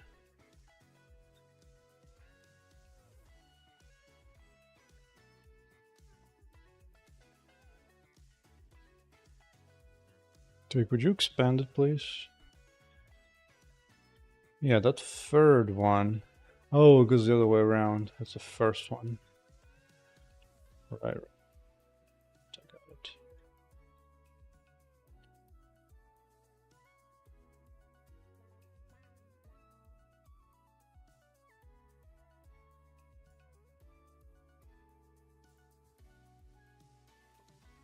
Also, if you want to be really real man, if you could somehow get your hands on Jai language, it might be nice. But yeah, for a real thing, C++ for sure. Jai is kind of might be awkward.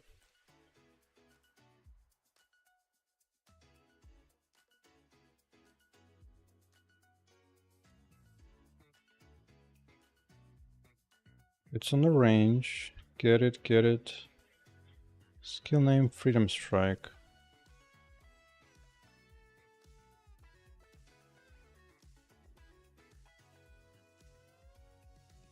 It did set it, but it didn't actually do anything.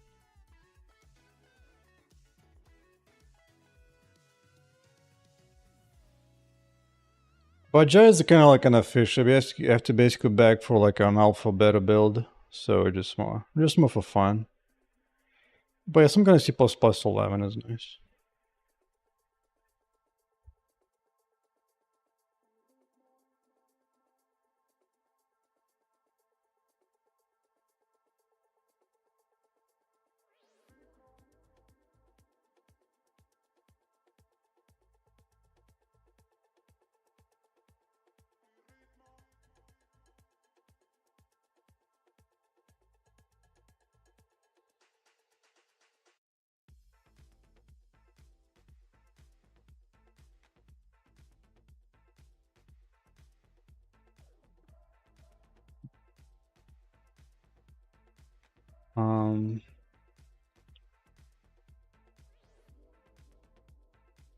But do set the value there, but it doesn't like it. It just doesn't care.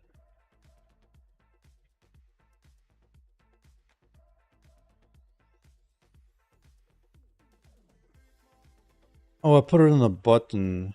Oh. I need to put it here.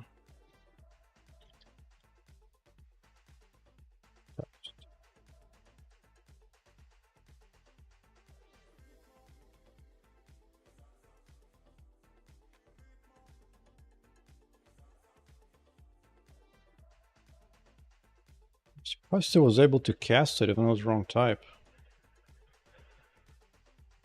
Highly surprised. Let's see.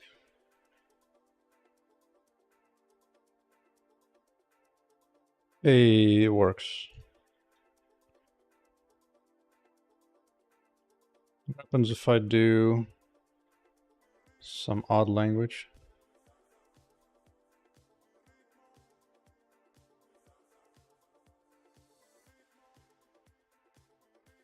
Switch to... Hey, yeah. Oh yeah, the font already supports Ukrainian and even Chinese. Hell yeah. Mr. Humans, did I see Path of Exile 2? Yes. Yes, I have. I'm actually tempted to play it just so I can see if it's true that people are complaining about the input lag in the game. Because that is nasty and pathetic. You know what I'm saying? Because that's partly why I'm working on my game, be single player. That way, like, the input is like immediately. Like, there's no delay of any kind, no freaking lag of any way. When you use an ability, it shows up immediately. And according to my market research, something like 80 to 90% of players who play games like these, with Path of Exile, they usually play them solo. Once on a blue moon, they'll play like a co-op with somebody. But outside of that, just single player. So generally, anytime you make a game multiplayer, you ever need a lot of skills and experience to remove the lag of the input, or you're just gonna suck either way. And the thing is, you know, like, everybody in the mother wants to be a rendering engineer, graphics engineer, gameplay engineer, audio engineer, you know, like modeler, animator, rigger, texture model, texture creator, game designer, map designer, level editor. Everybody in the mother wants those jobs. But you know what job nobody wants? Out of energy. I got them all. Multiplayer engineers. Ain't nobody jumping on that job. So there's very, very, very few engineers out there who can make a multiplayer game without any input lag. Which is why Call of Duty is so amazing. Like, it feels great, it plays great, like, barely has any input lag. Because those guys take it seriously and they actually have the good multiplayer stuff. So they'll build out the tech to handle it. But these new games that come out, they're like, we can do multiplayer, we don't care. Unreal provides it, should be good enough. No, buddy, that ain't good enough. Like, there's a whole slew of issues that shows up the moment you add multiplayer. Like, you literally have to deal with speed of light. Because speed of light is too slow, it turns out. Like, it's literally too slow. If your communication...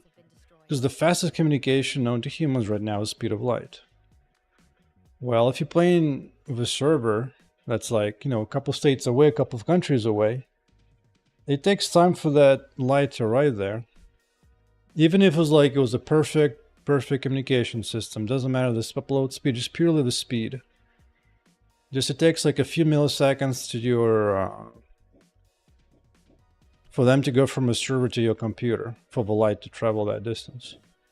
And those few milliseconds show up as lag, that's what happens. So what they do in practice is they basically try to fake you out like that's as if there's no lag.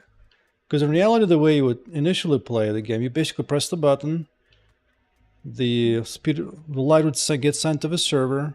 Server would say like, okay, you're moving here now. Now this thing gives you back response. So again, you have another travel of light, go back to your house, going back to a computer. And then your player moves. And that's the lag. And so what they try to do instead, they try to predict where your player would move, assuming like the player, like even animation was the whole time, just the most basic one, just the motion. Because animation is not the biggest deal, but purely just the movement. Like, for example, right now, the moment I touch the freaking stick, it moves immediately. Like, animation might lag, fine. That's a minor one. That's not as visually noticeable.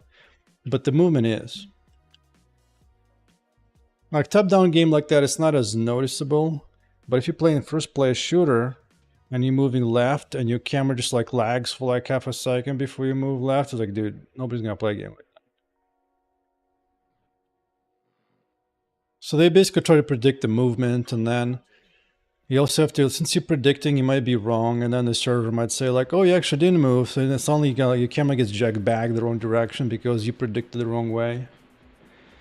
Do anything? Yeah. So I used to be, my primary job at Amazon Game Studios was to be a multiplayer engineer. And I've worked with a number of people from Call of Duty and Half-Life Tech. And those guys actually knew how to build proper multiplayer code. And it's nasty. Plus another thing, here's the thing, like imagine right now, right, shooting a laser, right? Well, Out of energy. you might think where laser is on your side, on your computer, but the server might decide like, no, laser should actually be a slightly different position. And it will tell you that update information maybe, but then by the time it arrives to your computer, it's already out of date. Dude, it's a nasty thing. It's a nasty thing. That's why I'm not touching multiplayer for this game. Just want to implement like clean, smooth controls there, but there was no delay, no weirdness, no oddness. Like, it used to be one of the biggest things to tell how much of a delay you have when you're playing Counter-Strike. You just run, you grab a grenade in your shooter game, and you just toss a grenade. And you will notice that, especially in older games, you toss a grenade and nothing happens for a few milliseconds.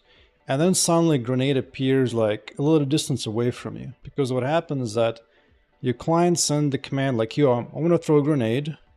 But you have to wait for the server to acknowledge that. So the command goes to the server. The server goes like, oh, I think, dude, yeah, okay, you have one grenade. We allow you to throw a grenade. Cool. Let's spawn a grenade. And now it tells you, all right, some amount of time has already passed since you asked us to throw a grenade. So let's put this grenade right there in the world somewhere. And then the information goes back to your computer. And the computer just tells us, like, yo, there's a grenade now. Draw it right there. But by the time all this happens, it won't be like in your hand anymore, otherwise it'll be lag. It'll be like a little bit in front. So you can see that visual delay before throwing a grenade, and a grenade appearing like a few feet or meters wherever away from you. Sometimes they try to like fake it, like try to fake a grenade from your side, and try to like match your guess estimation what a grenade is versus what the server thinks is that. It just do this. There's so many issues. And that's for simple things like grenade. Then I have to do the same crap of lasers and stuff. Like, cause right now when I'm like going wild with my cursor, like the laser just tracks perfectly, but the server might get wonky. Especially if you want to be like really precise. There are games like shooter games like, what was the game? There was a game that completely failed because they did not do any kind of server-side checking at all. So in that case, you could just shoot where you want to shoot, and if you think you shot somebody, the server will say like, yeah, we agree you shot somebody. So in that case, it was very easy to introduce hacks. We just introduce a client-side hack. We just like always getting headshots no matter where the other guy is at. It's nasty.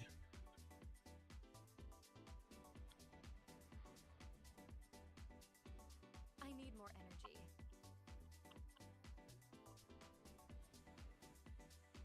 Plus, there's also like time rollbacks and so on. Like, for example, let's imagine you try to make a guess. Like, where you're gonna move. Like, let's say on my machine, this hole exists, but on a server, it doesn't yet. So my client, it already goes through this hole, so everything is good. But then half a second later, the server comes back like, wait a second. There's a wall that you can go there, so you're just gonna be stuck here. But your client already put you here. So now you have to like roll back in time, be like, all right, I was here, fine, we'll just roll there, let's recompute the inputs, and they just like jumped you back behind the wall. Like when particularly bad location, anytime you play like Call of Duty or something, sometimes you get like the worst jaggedness. Especially if you run behind somebody, just like bump on and off again like a rubber duck. Those are corrections kicking in, like dude. There are just like so many unsolvable problems there due to speed of light issues. Maybe if like speed of light was like 100 times faster, that would not be as big of a deal. But speed of light is just too slow, so it sucks. So screw all that. Screw all that.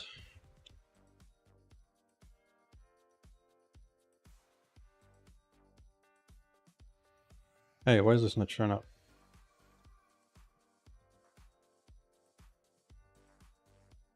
Do you think Unreal Engine application is bad? Depends for use case. For very simple stuff, it's fine. Just keep in mind, Unreal was made for small shooter games like Unreal Tournament. So like 8 versus 8, 10 versus 10 maybe. Things like that. It was never made for anything bigger. Like for example, is Fortnite replication in Unreal Engine? No. Fortnite uses its own separate system. So yeah, it's only for simple basic stuff.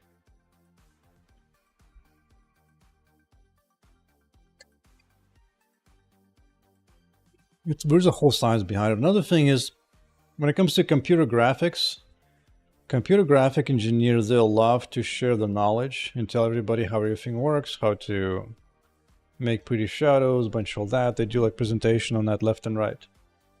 But multiplayer engineers do none of that. Like all that is basically like a secret knowledge that it's not particularly shared anywhere. Like there are a few people who talk about it here and there, but unless you work with those guys, it's really difficult to actually understand what is going on and actually pick it up on all that. And most people who do talk about it online, they don't actually know anything. They just kind of running their mouth off. So good luck with that. But yeah, Unreal is fun if you're making like a couple players, just kind of very basic thing, nothing too wild. But the basic of it is pretty poor though. Not enough energy. It just doesn't scale. I think the small number of objects will be fine. But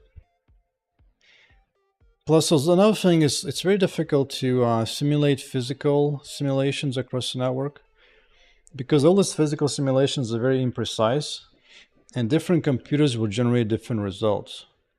It's like right now everything is cool with physics, everything right now updates smoothly, there's no problem. But the moment you make the multiplayer, dude, it will think the wall flew to the right as opposed to the left, and it's just so weird. Like I actually seen it where like right now if I break and I bump it, it kind of it moves immediately in my response. But if you're trying to move an object on the server, you might. It's like, what do you do, I guess? Because the object is just like a visual shadow on your computer. The real thing's on a server, and it just gets weird. Amazon Game multiplayer game works. Yeah, Amazon Games built a New World, and I worked on some of that a little bit as far as replication here and there and so on. But even that thing was, they didn't get the best people in time for that. By the time they got decent people, it was a bit too late to fix all the problems. So that's why people always say that New World has really bad multiplayer feel. The movement is bad and so on. They just didn't have time to correct everything correctly. It was a bit nasty.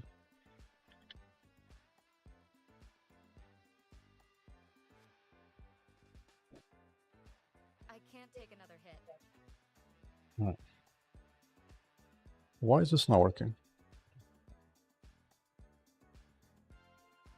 Now it's working? But at the beginning it didn't? Now it works. Weird. Maybe it only gets lost on the reload? Oh, it gets lost sometimes in the reload. So I was never really a graphics engineer. The most I was a systems engineer in a graphics engine team. So I was kind of like there in a team. I kind of got to talk to different graphic engineers, get the basic ideas, the concepts. I touched that graphical area a little bit, played around just a few shaders.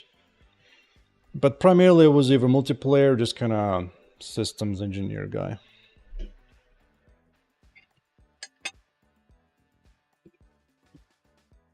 In fact, if you go, let's see, GitHub. So this is the code that eventually, yeah, so this is the open source engine that Amazon gave to Linux Foundation. And if you go all the way to multiplayer jam, this guy does provide that. If you go to history, if you go far enough, you will eventually find me right here.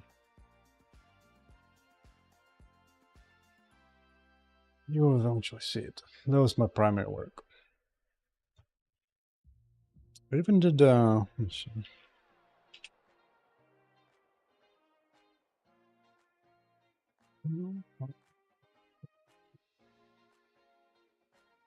I did some boring presentation once in some conferences. Yeah, but the whole thing works with that engine, so back in 3 years ago. But yeah, it's not a simple matter.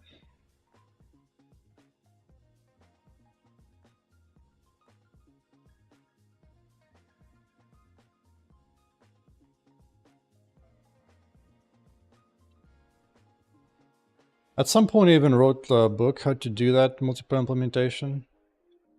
So for example, for this game, so for this book, I showed how to implement this game of multiplayer. But even here, you can notice like, so this game was multiplayer, right? Notice that when you run up to the ball, your chicken actually sinks into the ball for a little bit. Let me do a slow motion. Slow motion. Slow-mo. Go. Slow-mo. Oh yeah, did you see that? So the chicken is already in the ball, but the server is behind the lag a little bit because it takes full round trip time for it to go back. And so the ball waits until the server tells it to move. So you control your chicken, but you don't control the ball. And so the moment it moves, there's like a little bit of a snap happens as well. You can see like, oh, the ball suddenly goes forward. Like, oh, okay, I'm moving. I got it. So there's always like a slight delay to punch in the ball. Now, a game like Rocket League, what they do, they actually predict both you and the ball. They predict everything. You basically have to compute the future and the past and everything together. It gets nasty fast.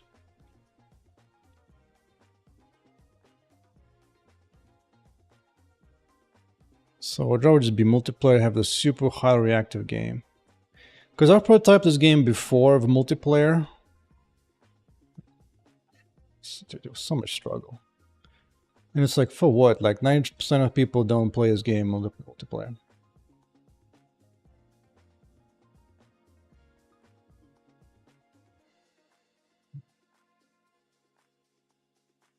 Okay.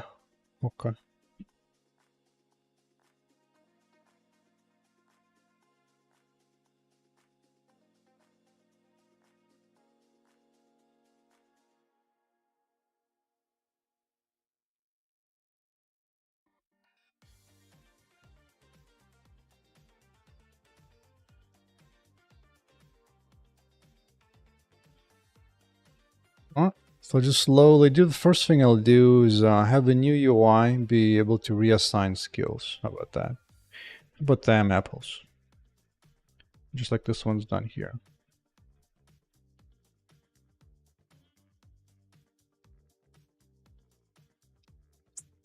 Yeah, but I saw some comments, some people are talking about on X. Oh yeah, for example, these guys for Path of Exile 2, they were saying like, hey, you can do this to reduce the lag of the character. And they were showing like, hey, you press the button, there was like a... I don't know, it's hard to tell on this one because you know, professionals, what they actually do, they basically have the same thing, except they use high-speed camera. And they watch and measure how much time does it take for you to move the button to the time it takes for the character to move. And so they literally measure the visual lag, but from input to the game and so on. And that's what they do for Call of Duty. That's why that game plays amazing. While the other game just kind of do nasty stuff. Yeah, that's why I was trying to trigger some people.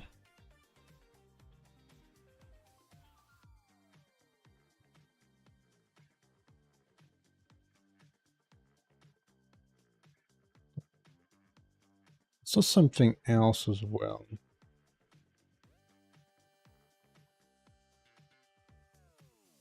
Oh, that's me, it's fine. Oh yeah, there was somebody defending Path of Exile being bad on the input. But you can sometimes see that in different games. Like there was one game, like Grim Dawn. Nice game, but when you play it in multiplayer, you are not the server. You actually get different sound effects when you shoot like a fast-firing gun. Like on a server, it's nice and even shots. But on a client, it gets like a jumble rate of the same sound because it waits for the server to be told that you fired that thing to play the sound. And the packets across the network, across the internet, do not arrive at the same speed. It's sometimes like getting bunched up and then nothing. Bunched up and get nothing. It's, dude, there's so many problems there.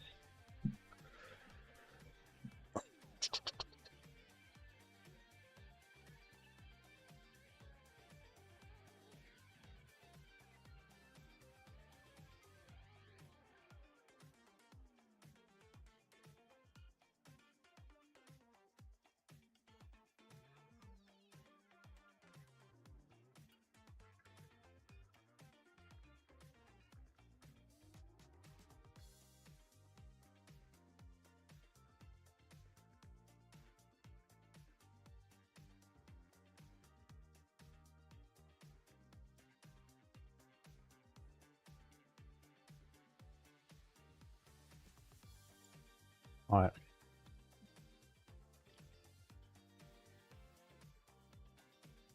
Just keep just naming things like that. It's fine.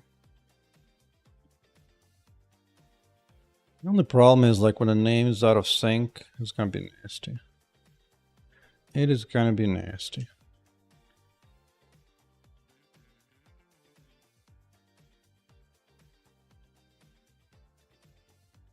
Now this thing is where? Rahar? It's Rahar. So let's make 6B1 actually. Then 2, 3, 4, 5, 6. Oh, no, you don't want just like that.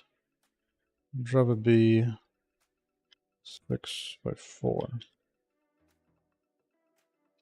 Yeah. Well, the clear will be different as well.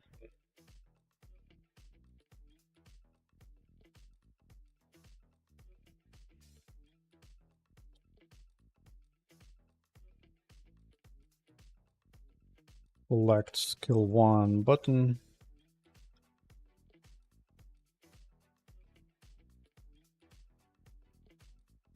Buddy, I'm very tempted to actually look at Path of Exile just to see if it's like they force you to be multiplayer or not, like some other games. Path of Exile. Offline play? Does it have offline? I don't particularly want to pay $30.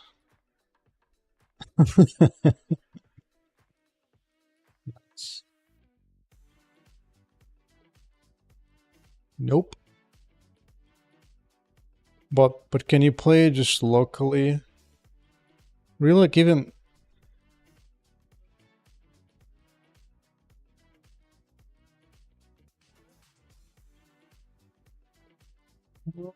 no, man. Maybe you can. It's definitely tempting to play it.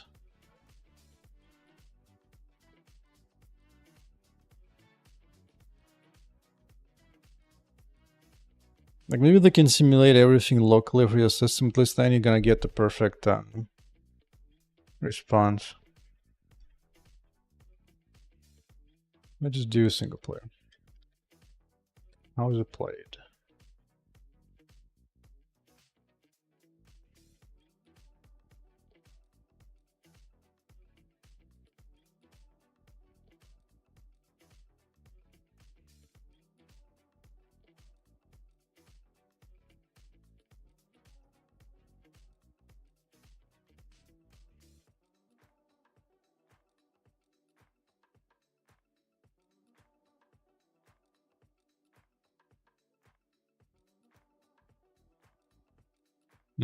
I don't know.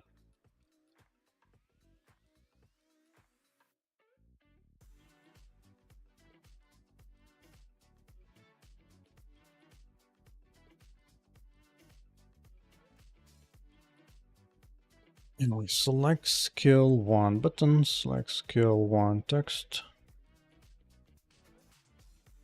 Just change these two. Because this is one of those brain dead, boring tasks. Let's see, clear skill text.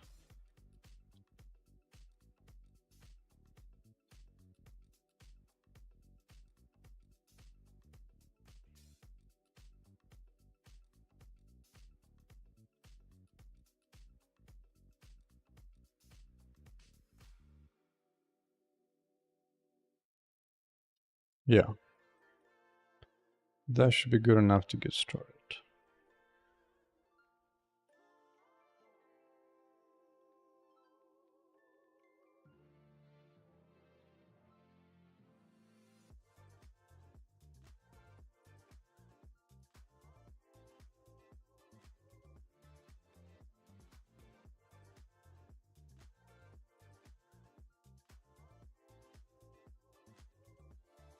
Let's find skill buttons.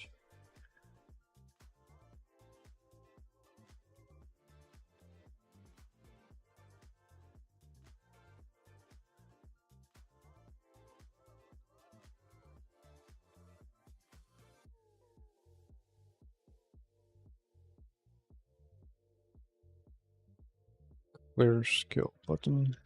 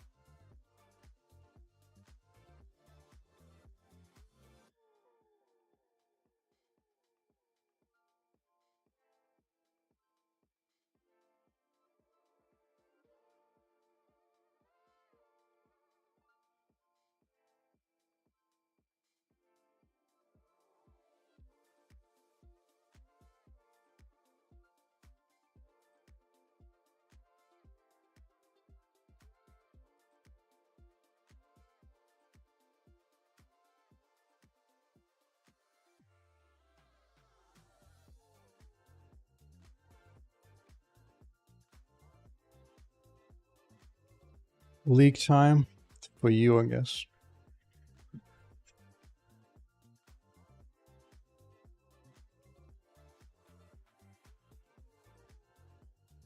It's way too hot in here. Hold up. Hold up.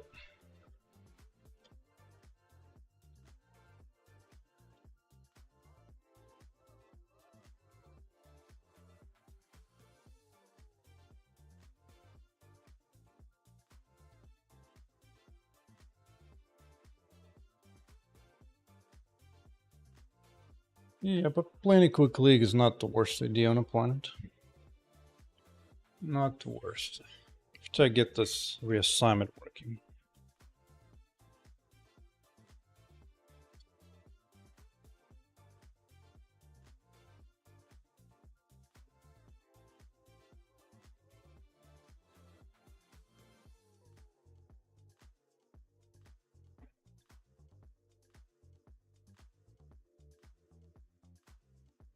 I think I will have to put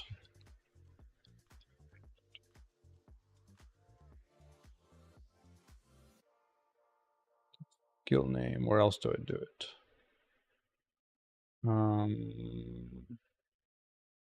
Yeah.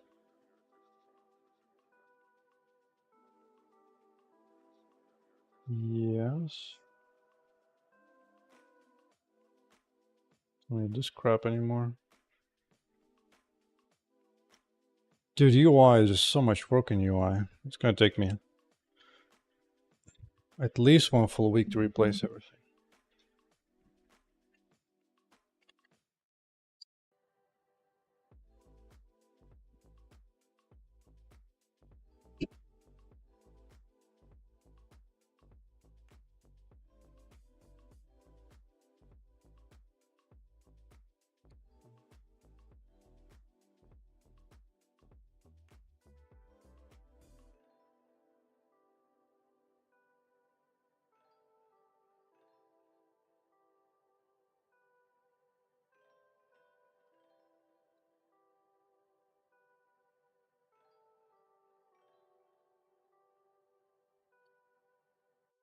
Let's do response here.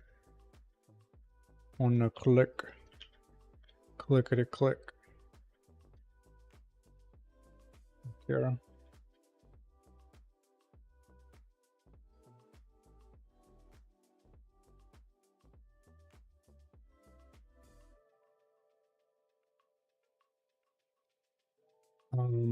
Yeah. I mean, I might as well move these guys in.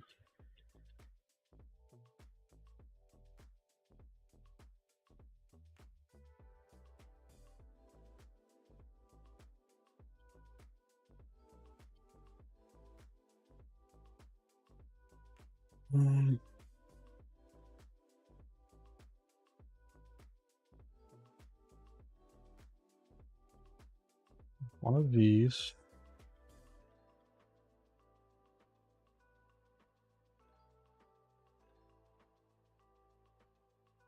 No, I don't need that. It's just this.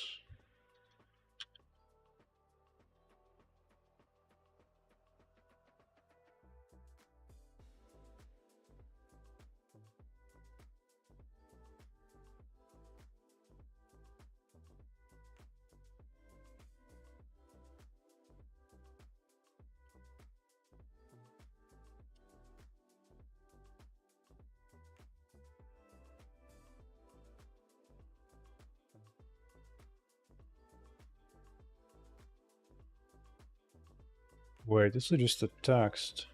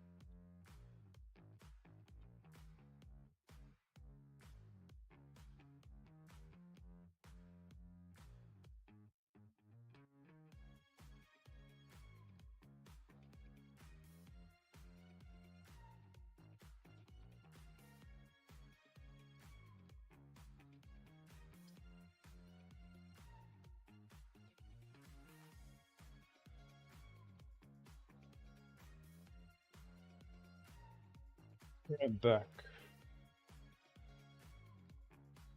Oh, I forgot to bring the camera. Oh well.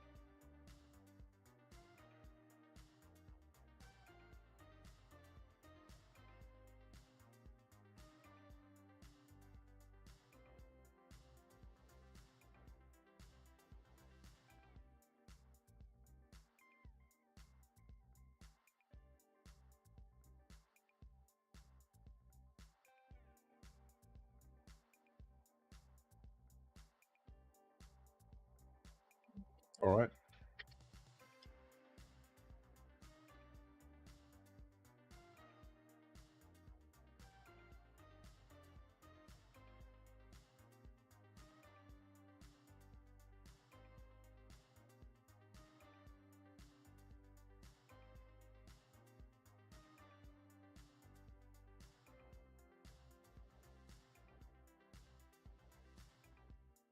Let's see how much this works.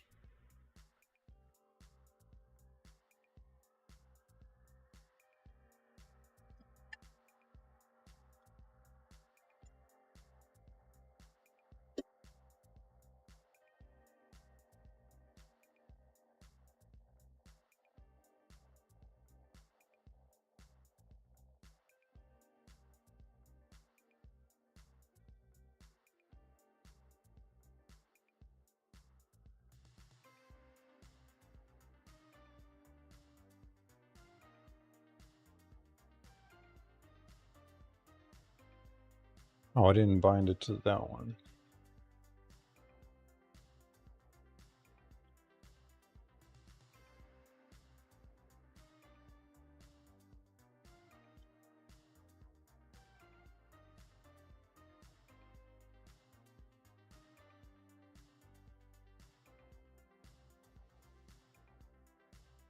Good. Oh, I still know that.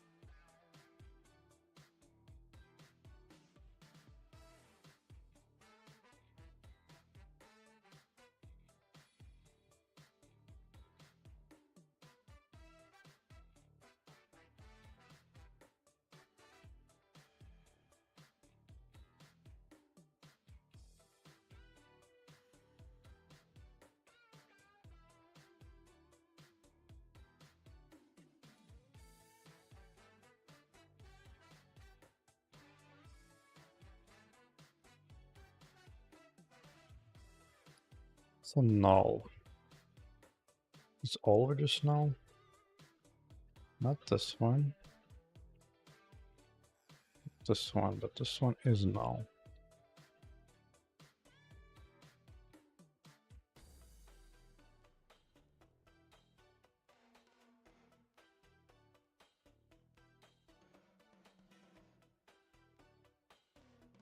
Oh yeah, this one's not set.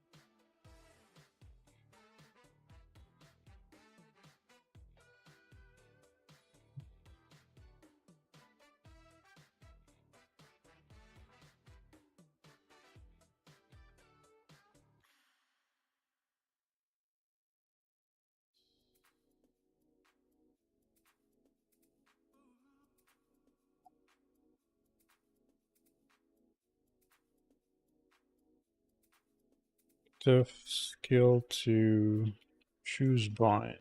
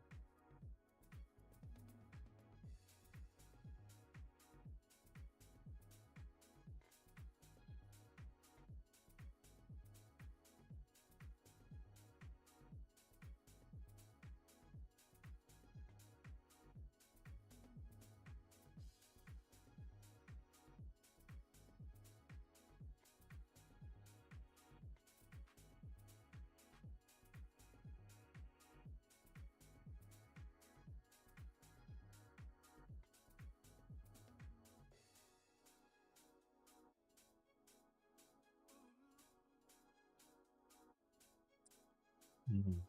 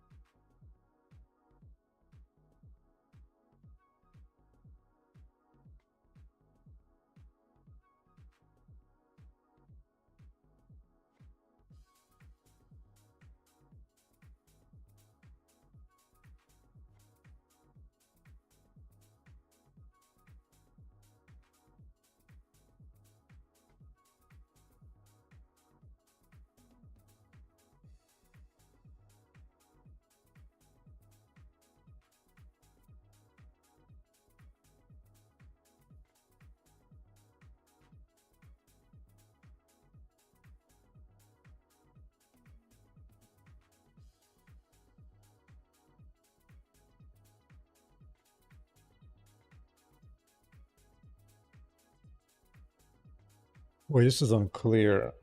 Clear just -1, I think.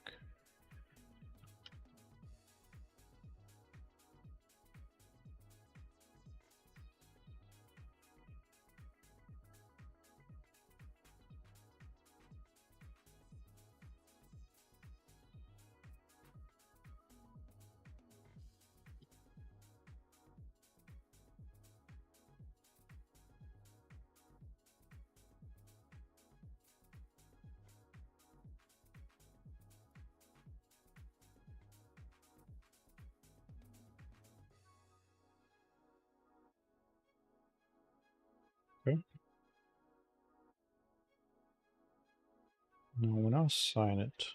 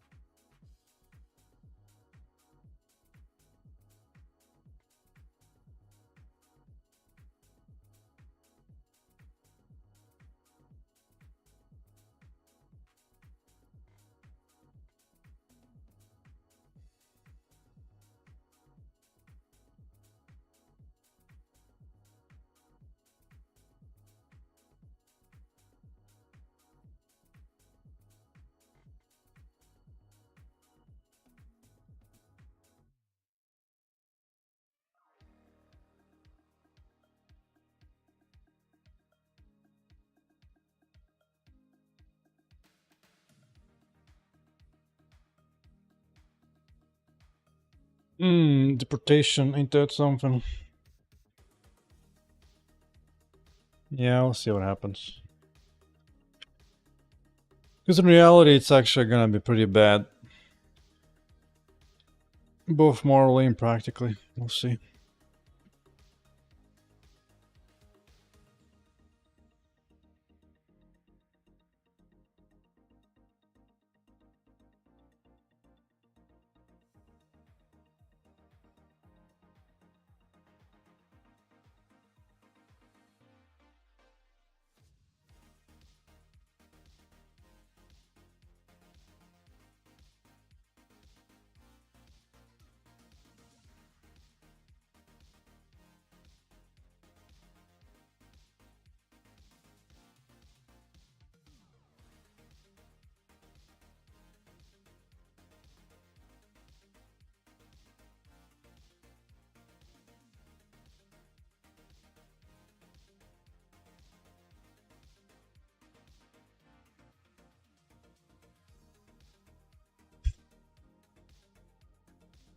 Well, at least they're doing that $500,000 for lunch or doing it in the open. It's basically how all the lobbying works. Because the problem is when the government has this much power, then yeah, what's $500,000 to get a little bit of that power?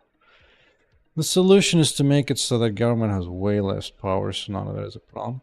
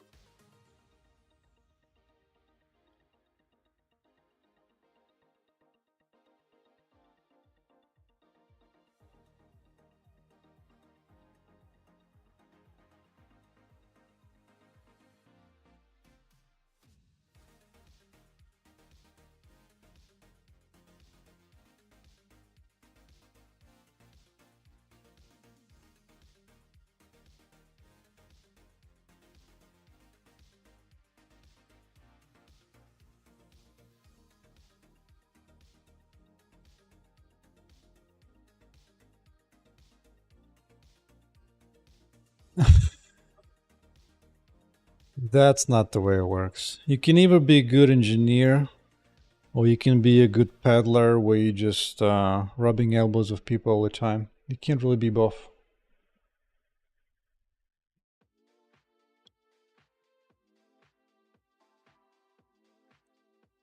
Not being a billionaire is nice.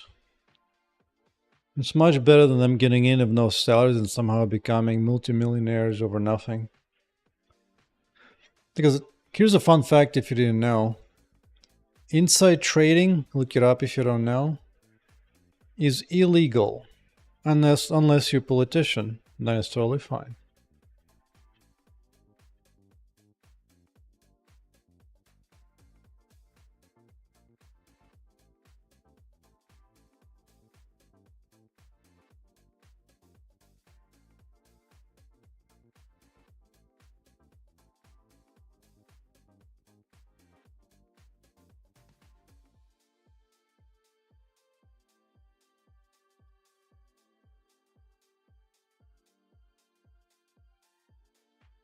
Let's see. I need to go over this.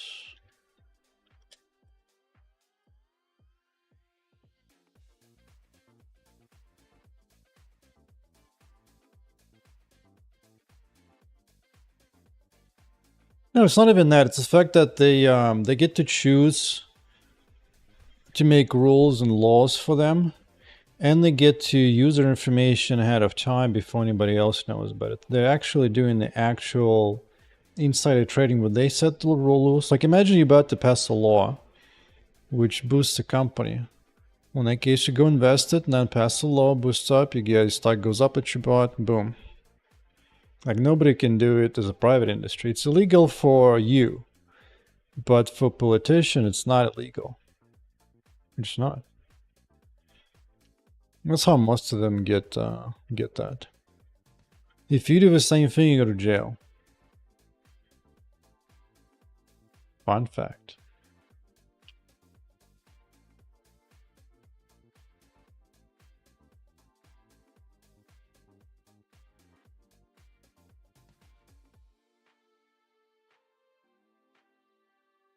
It's not abuse. They're just allowed. It's the opposite.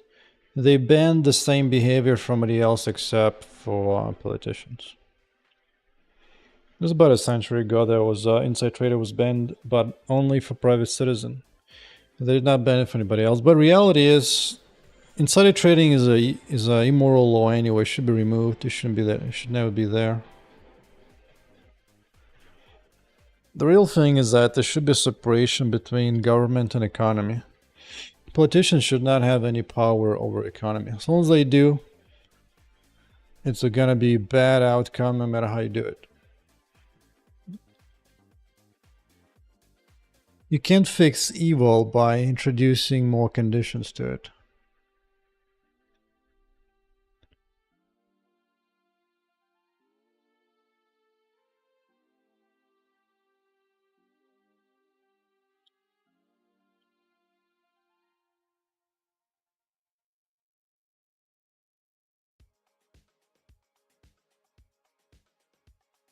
There are a few politicians now that begin to talk about actually banning that, but it's really difficult to get it to pass.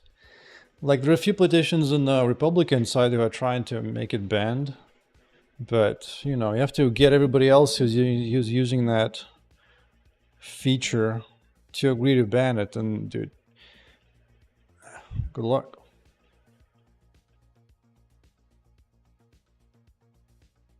The only real way to solve that is to basically have to make an amendment to the Constitution where you separate the government and economy. But dude, nobody on either party wants to do that right now.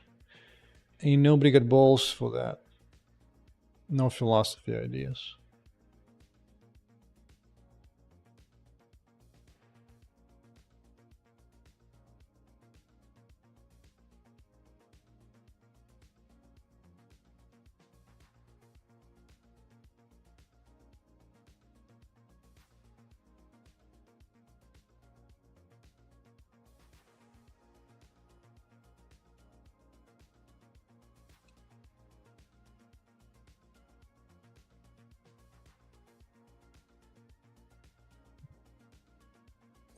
I mean, basically what's what happens right now. There's a whole slew of groups who get a bunch of stuff. Some half of them not even in the United States. Like, dude, the United States just spends like so much money outside of the country for foreign aid or whatnot, and much other stuff. As long as people believe that it's good to be selfless and give up stuff for others, that will never stop.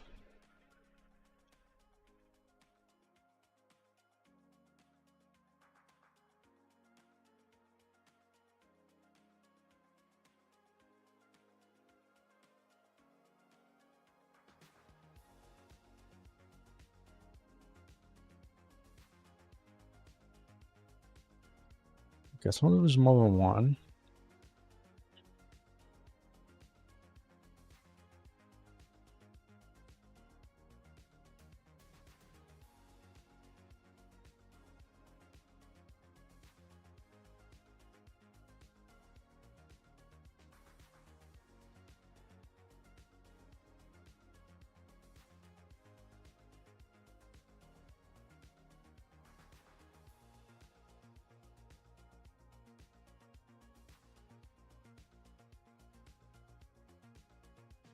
That's what I mean. USA just gives out so much stuff. America creates a lot of money, and the problem is a lot of them, on both left and right and center everywhere, believe in selflessness. And selflessness says you should give to those you don't know at all, or you know the least care, connected least to. So yeah, they just sprinkle money left and right, including to countries that actually actively hate America.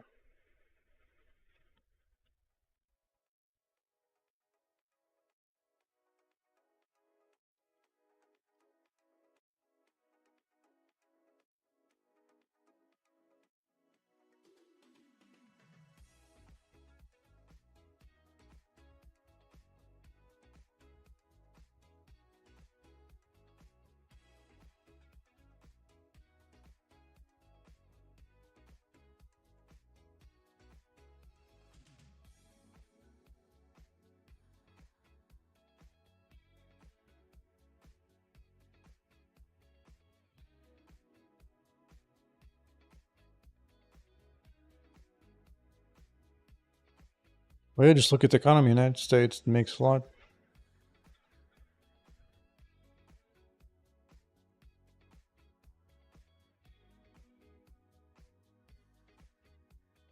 The thing is, actually, all those extra loans the United States gives up or whatnot, it's not just one quarter. It's actually pretty bad for those countries. You'll be much better off and faster if you did not rely on a bunch of random money from other countries.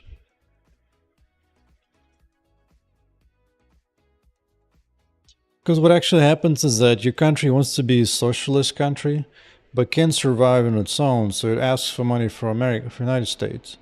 United States gives it money, so that way your country can continue to be a socialist country. And socialism does not grow. It just destroys itself from inside.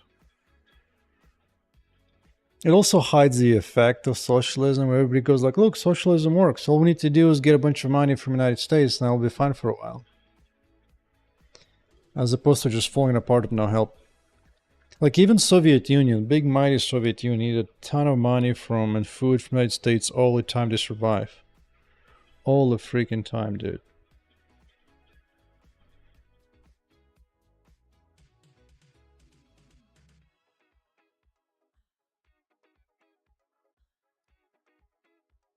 It reminds me of just one code. When I went to classes in college, I basically just got on my laptop, was working on my game, and ignoring the class. Screw classes. All those classes don't mean anything. Like once you get your first job, grades, average GPA, nobody cares, dude. My GPA probably was like C+ when I got out of college. Does anybody ask me that now? No. Like, dude. It doesn't matter. Don't matter none. You don't need a stronger laptop, man. You can just work on 2D games or even text-based games. Like for example, NetHack is one of the highly popular game, dude. In fact, I saw a bunch of game that was made in 2D. Let me see if I have it. Gatekeeper, no. There's a ton of games you can make in 2D, even just in text. A lot of them do very well on Steam if they have enough stuff. Like, you don't need to. You can just make an isometric 2D game. And it'll run like absolute insanity.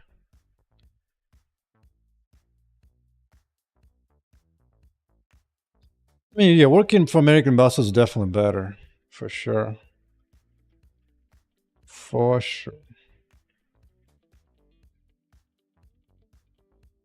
There's actually been time where I actually refused to join companies because the manager was like some weirdo from a weirdo culture. You know what I'm talking about? I was like, nope. Nope.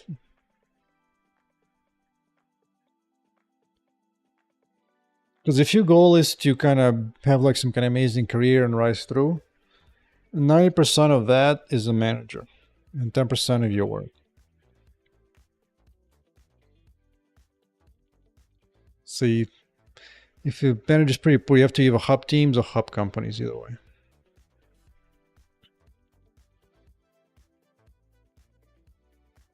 Okay, I'm assigning the soul update, select the skill choice is good, go for all this, pass the eye, find it.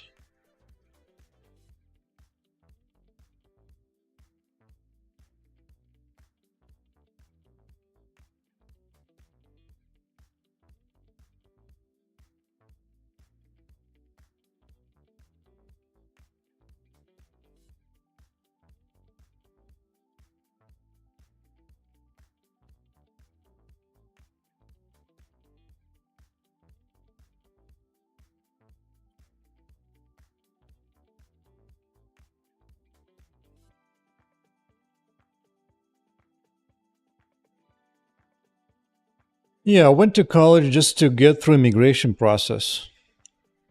It's the only reason. But again, just don't let college ruin your education.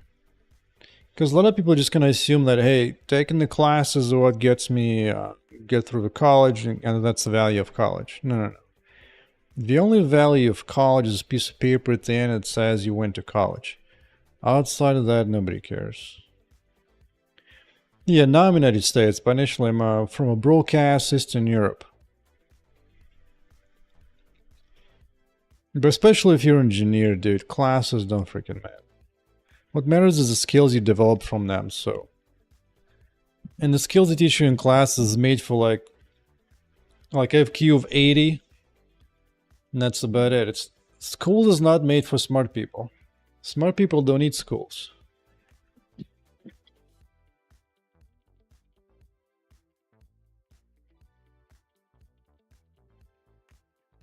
How can you construct education systems so the college becomes actually worth it? Bro, you have no idea until you study in the United States. United States colleges actually raise your grade depending on what the average grade is. So if everybody gets a D, that means you got an A. Well, there you go. That's what I mean. College is not for smart people. It's for lazy, incapable people to give them some kind of semblance of some kind of skill. Just treat it like as if you were stuck in a zoo for a few years.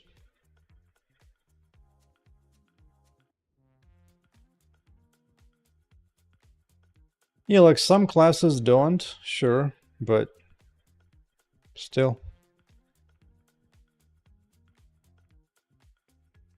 Yeah, initially, if you have nothing to show at all, depending on the company, they will look at your grades. But for example, my case is perfect.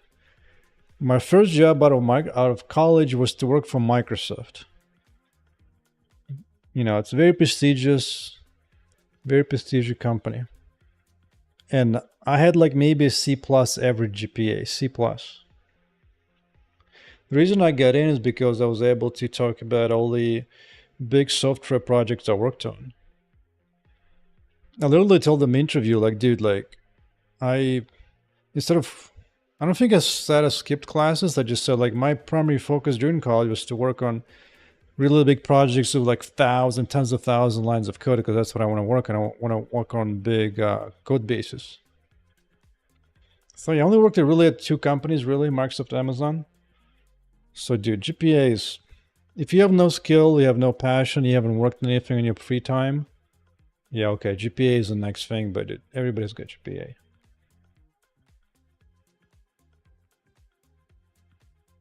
Getting an A grade is very easy. Developing an actual skill for during your free time and figuring stuff out, that's a real challenge that just about everybody sucks. And if you can develop that, you will stand out from any kind of loser GPA stuff. Absolutely. Plus, as a college graduate, you get an extra pass.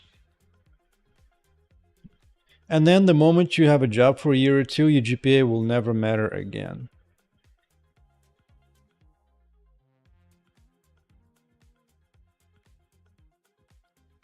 I currently don't have an income now.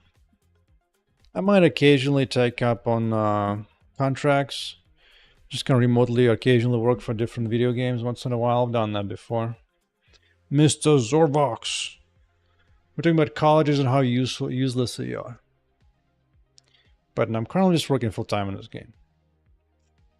But I expect that sometime next year I'll spend some amount of time working probably full-time for a few months for a video game.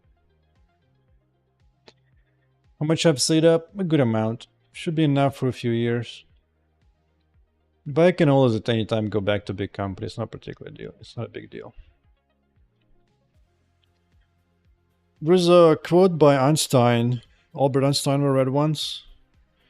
And some of you are basically saying, don't let college or education don't get school get in your way of your education. Don't expect school to teach you. It's not there to teach smart people.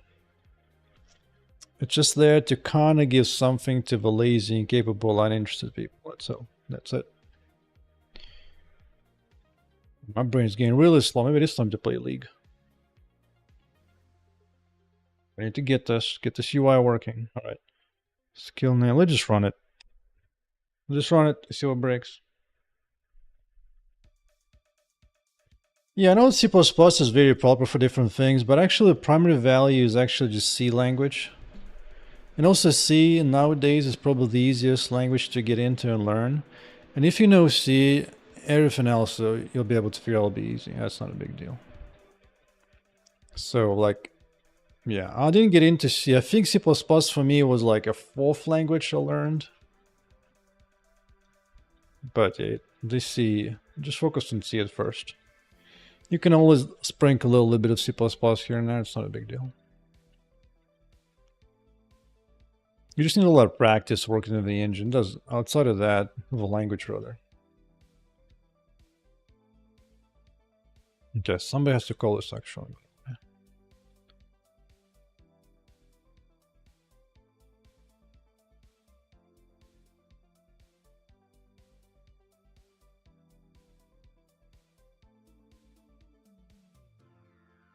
You learn like Python basics? Yeah, sure. I mean, just in the beginning, it doesn't matter where you start. Just start somewhere where it gets your brain working in that thinking in that process. And then as you know more, you'll be able to figure out what languages you need to know based on what you want to do in the future, what kind of things you enjoy, and so on. Just start somewhere. It's like asking, how do you go to the gym workout? Just start going there, dude. Doesn't matter what you do something. Okay, yep, this works. Good, good. So I need the rest of the bindings to work. So now I can clear it or assign laser. Boink, boink. Excellent.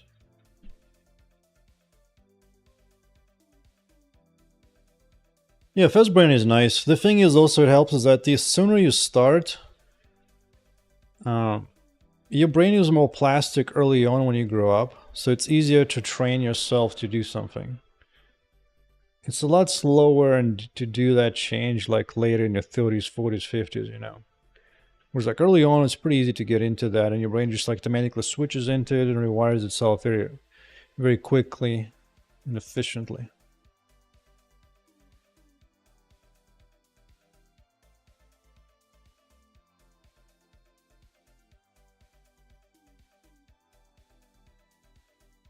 Alright, so now I have this. I need the rest of these buttons to line up.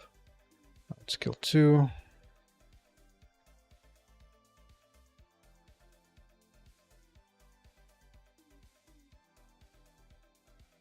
Go to button.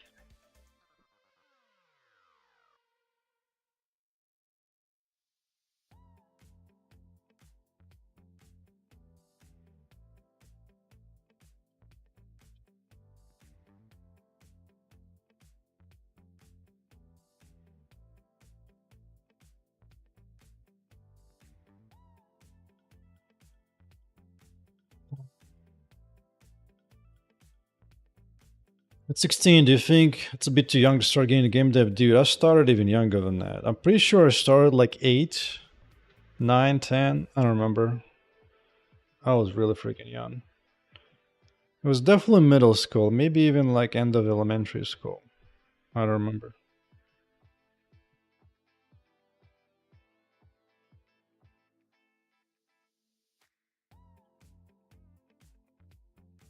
The earlier you start, the stronger you'll be. It's like, think of like chess grandmasters. Chess grandmasters start starting at like 3, 4 nowadays. So if they can do chess, you can do programming, dude. That 3D modeling, do whatever you want. I mean, you don't have to be an engineer, the same thing. It requires a particular way of thinking when it comes to 3D modeling, rigging, animation, which I have to do. Like I'm having to learn all the 3D modeling in Blender like now, in my pretty much 40s now. But for me, I'm primarily an engineer, so it's fine, but yeah. Well, I gotta say, Blender is more like an art thing. It's not quite engineering, so it's not quite the same challenge.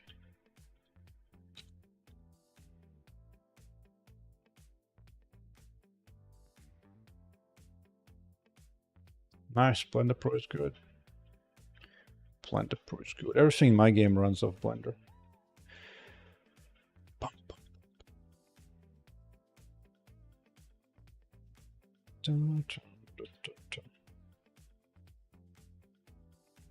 The other thing is figuring out what is your superpower.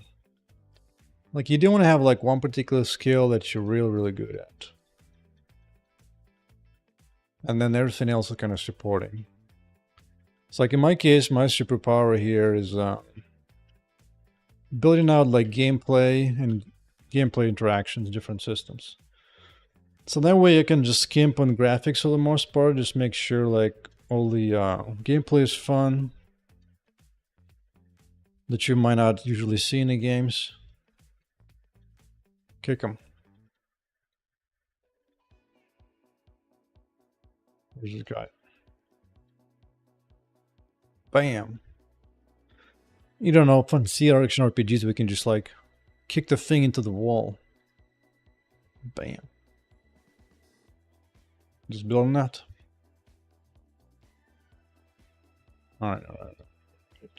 You gotta assign all this. Next up, assign this.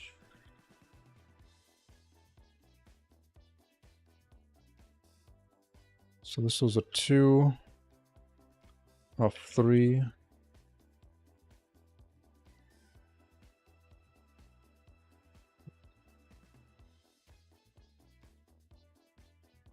Fiber.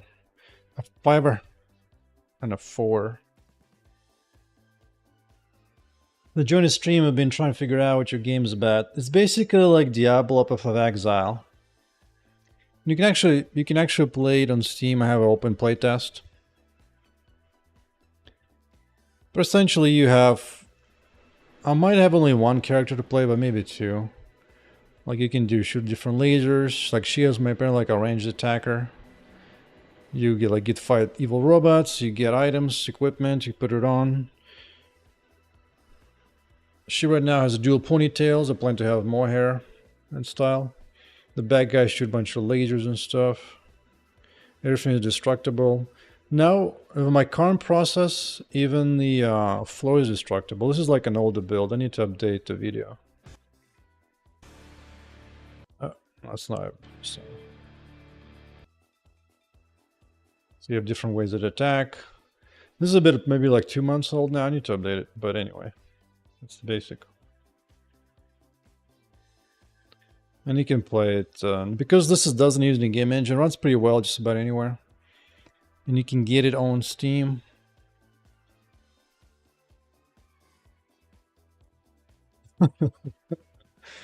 Yeah. And I have Discord, whatnot, to get feedback on. So right now what I'm doing is I was not satisfied with the quality of my user interface, and I'm basically completely rewriting it, the user interface specifically, so it looks nice and professional. Or at least nicer. Because it's hard to read the text I had before I made my own. But good games takes a long time to make, even if you're single or not. So it'll be up at least 2-3 more years. Alright, I got everything tagged up. Right. So now I can go back to here. And assign it all. Assign it all, man. Speaking of which.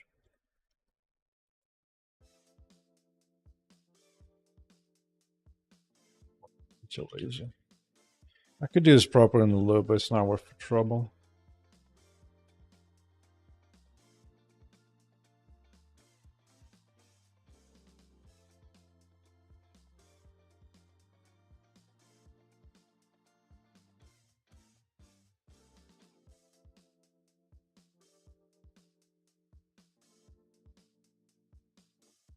But yeah, I've prototyped this game before in different engines and different ways and so on, so it's not completely brand new. So you have 3 skills available, so it makes sense.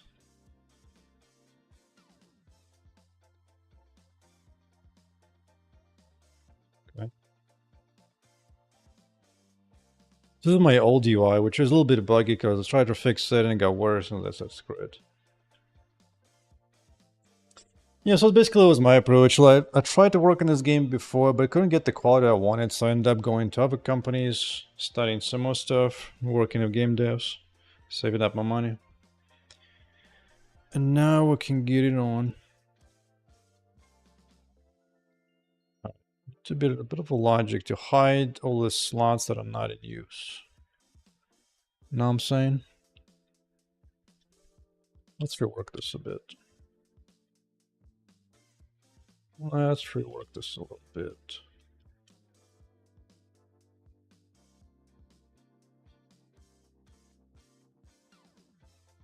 Okay. Just need this.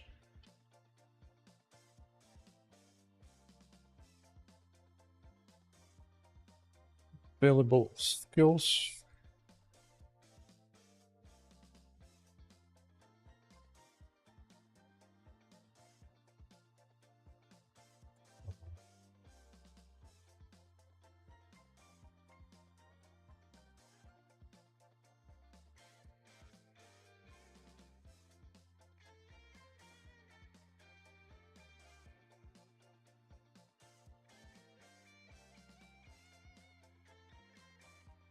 Mr. Sus, what's up? Slowly replacing all the UI with new fancy stuff. Let's see how it goes. And hopefully they'll let me buy license the library for this fancy UI. Up this, that. Don't do this anymore.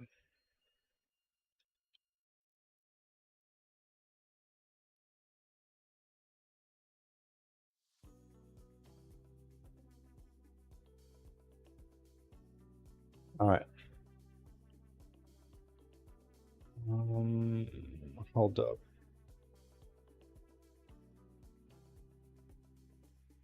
What are you doing here?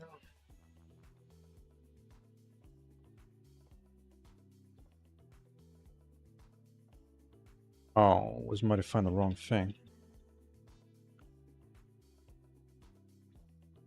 This is fine.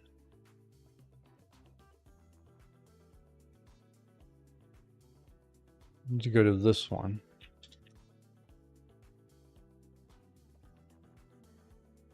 Everything still runs.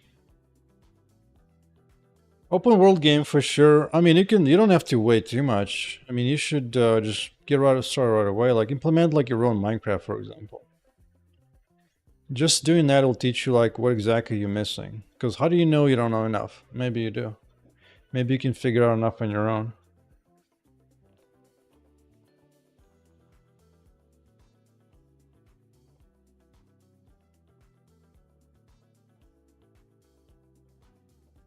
Oh yeah, this library I saw first time, dude, at least 10 years back. And the first time I tried using it back then, but I think it ended up just going to a big company just to do other things instead. But this time I was able to fully integrate into my game now. Just need to rewire a bunch of stuff and it should be Gucci.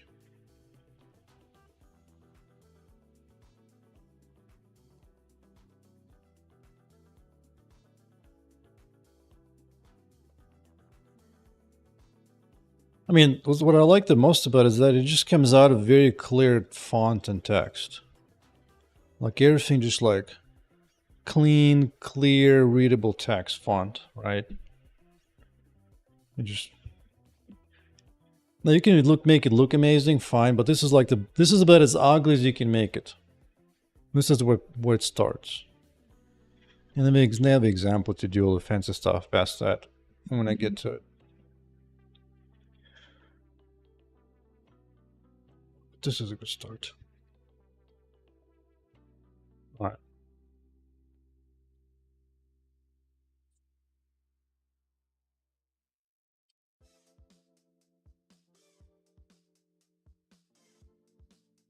All right.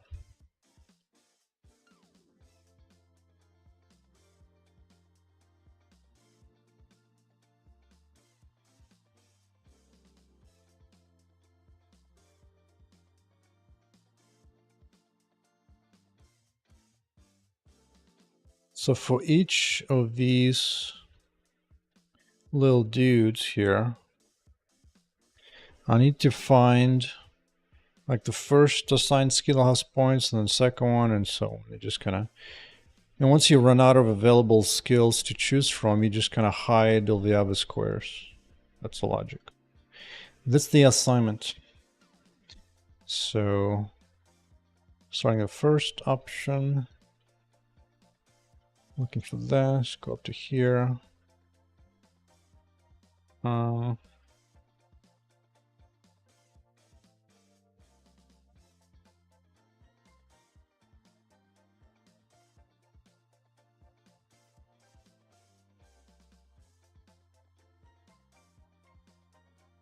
if we reach the end,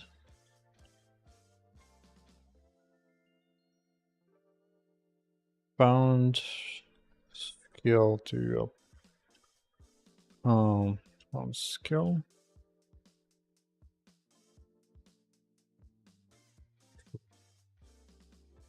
Not found. It's gonna hide that thing.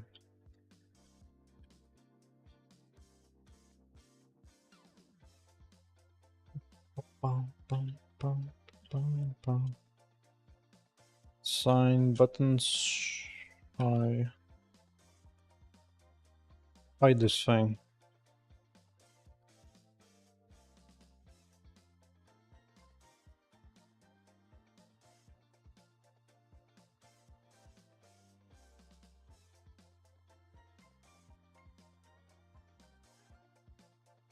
I need this. You could reach 700 lines. Nice, nice. With this integration of this UI library, I went over 90,000. So getting close to 100K. I gotta tell you, there's a lot of things you have to deal with at 100K or 50K that you don't ever need to worry about less than 1,000 lines. Yeah, because then you have to learn the skill how to separate out, break it up the code, and that's what a lot of people lack, especially when they go for college. It's like, yeah, you go to college and you work with like tiny ass pathetic tasks like lead coding and whatnot, but you don't get to have the skills how to manage large code bases. How to learn in that, how to figure stuff out in them. And that's a vital skill. So let me see. Let's bring back my old UI. Yeah, cool.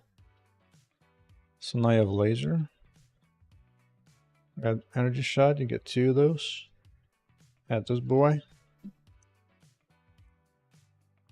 Looks like a freaking charm. Cool. Energy shot.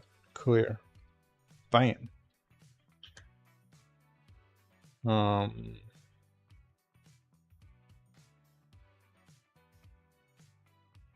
It doesn't impose, huh? Oh yeah, this thing. Yeah. I can't wait till I disable the old UI and turn it off. So let's see if it actually works. Here, choose energy shots. Close this thing. Yeah, it works. The power! That's actually nice because I'm replacing the whole UI library and I have to do like very little rewiring. Things just work. Things like naturally independent. It's pretty sweet. Pretty sweet.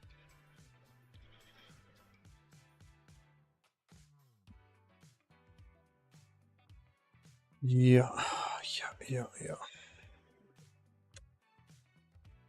Yeah, find whatever lecture is easy for you to get for C++, because the thing is, 95% of you figuring out C++ is not going to be by watching tutorials or lectures. It's going to be you writing code, figuring out what the hell debugger wants, why it doesn't compile, what the hell is this compilation error. Yeah. If anything, at this point, talking to ChatGPT is just amazing. You can actually ask it questions that get pretty decent answers. Like you just be tell like, yo, I'm a beginner, explain me like a 5 or something. And then between that and like 90% of the time, just you need to be you writing code for whatever you want. Okay, so now that this works,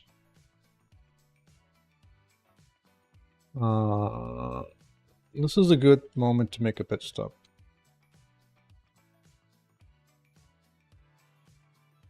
This wasn't that scary. Implemented skill bind selection.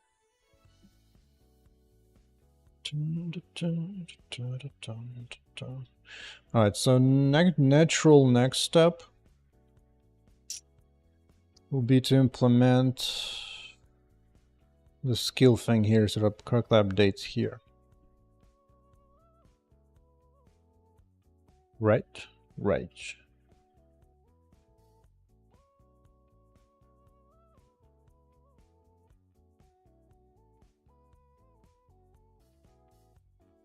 Let's go to the very top. Don't care about this one. Skills, good.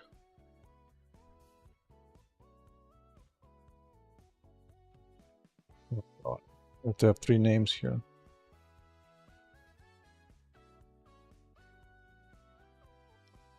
Yeah, we don't worry too much about who writes better code between AIs, just what gives you better explanation, but whichever, stick to whichever you want.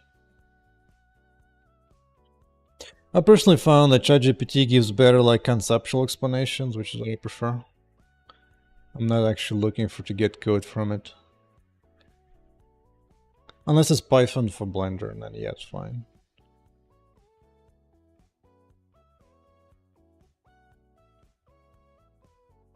Oh, just do it. We'll just freaking do it, man. Okay. Name. Skill 1 button.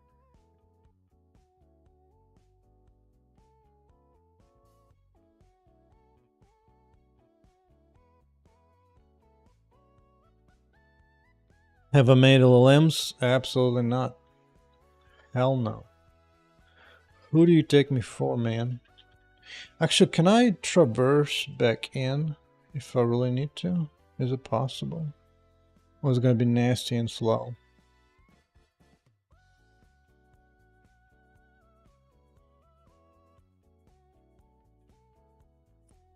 Might be nasty and slow, isn't it? Yeah, probably gonna be nasty and slow.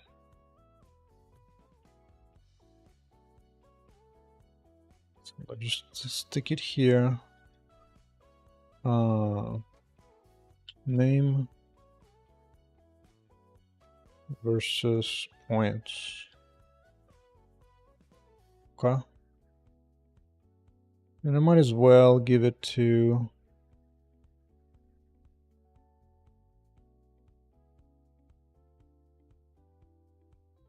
no, that's fine. Let's start with this.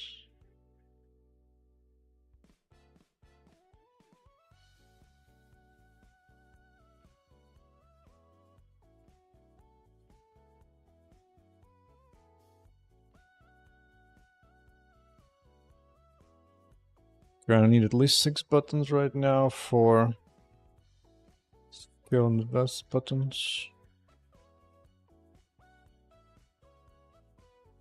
Skill invest names.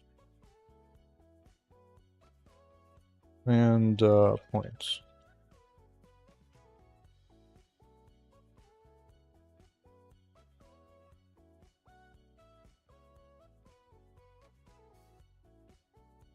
You know what? I'm actually gonna make bind elements.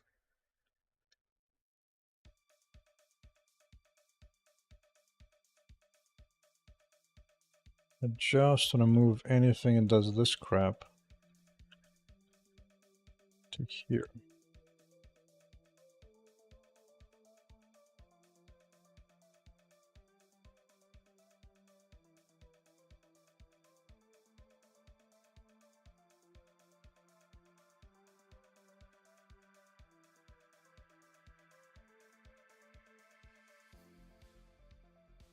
Hopefully, since this only happens once, it should be quick enough.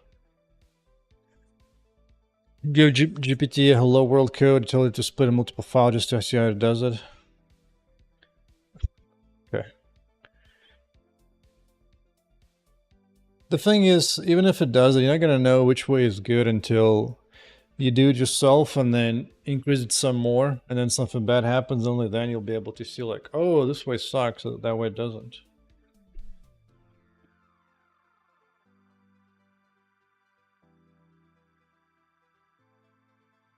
It's not so much you need to know what to do, but why to do it that way as opposed to another way.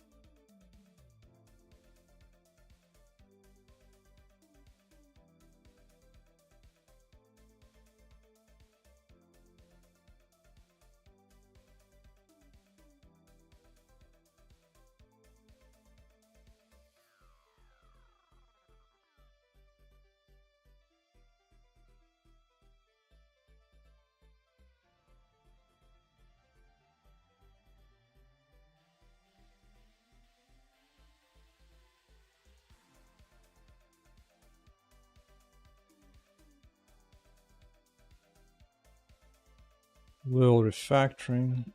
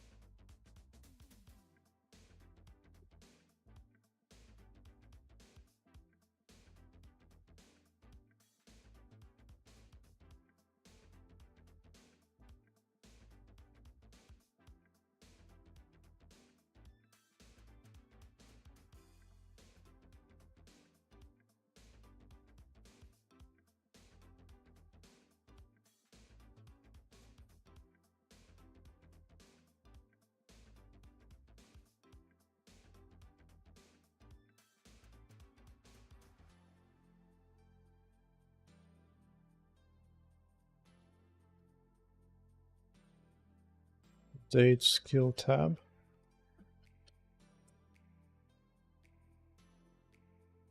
Okay. So at any time you toggle to show panel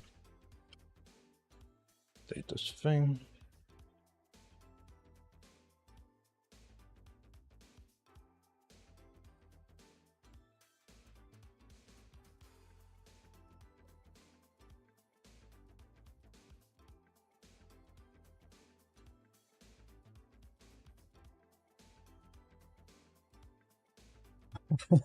Room tour.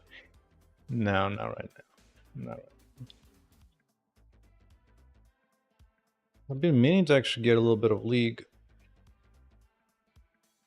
Let me just at least do this part.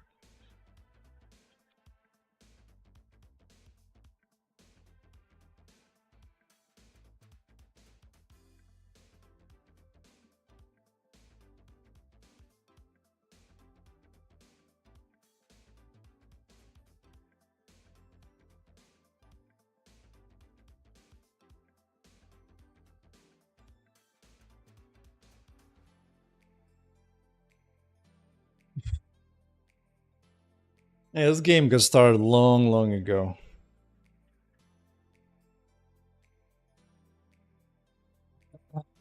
Like literally the first time, for example, this UI library I'm switching to, I actually made a post on the forums. Check it out. Developer forums. Here's my account. I made this account 2015, 9 years back, and I made 2 posts. One was specifically how to use this plus a different game engine at the time. This is what I asked them back then. I couldn't quite get it to work, so eventually I gave up. Bum, bum, bum, bum, bum, bum, bum. But now I do have enough skills to do it, so that's good.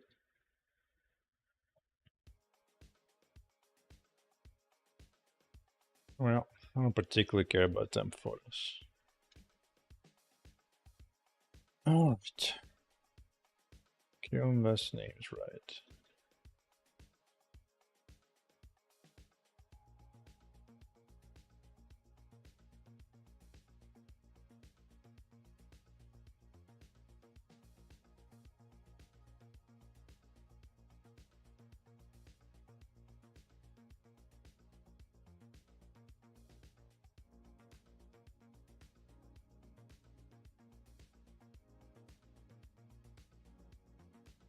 Where did I have this thing right here?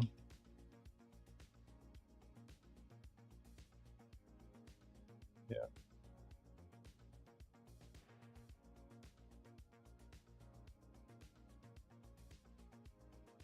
Points, set text.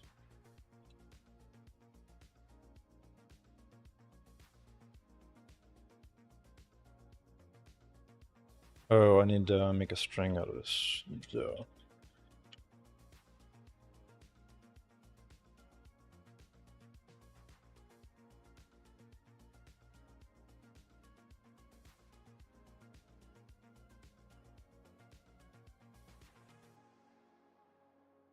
Okay, they should at least assign proper values to the first one.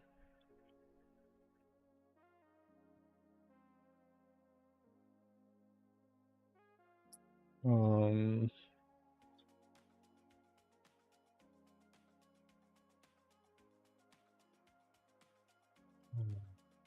do this whole thing.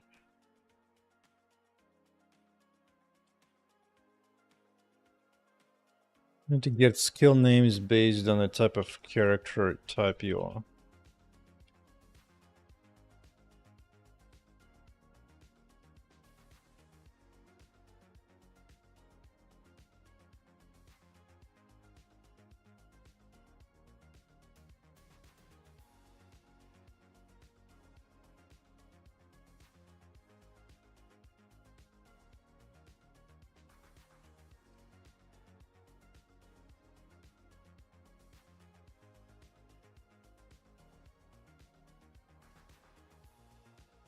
Right.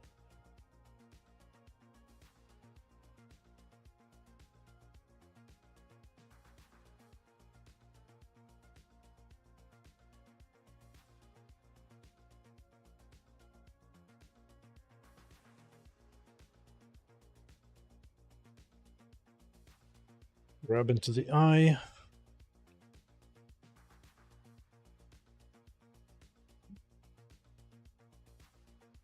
Just an inch. Oh, yeah. Okay.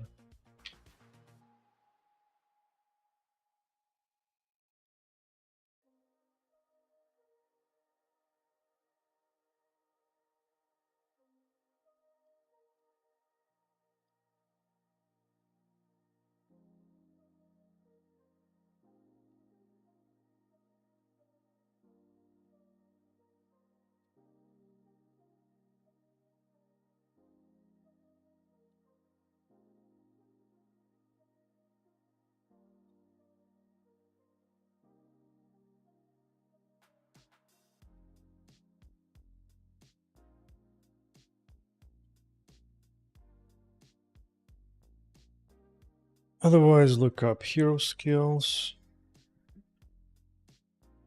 Let's see how much of this works. Can I make a steak making simulator after this game? My approach is not to work on random ass games I don't care about. Okay, that seems to have worked.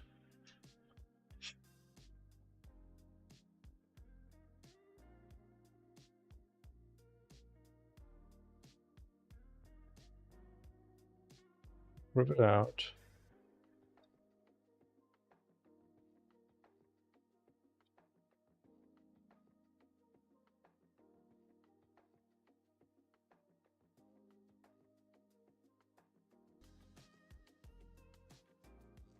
Name.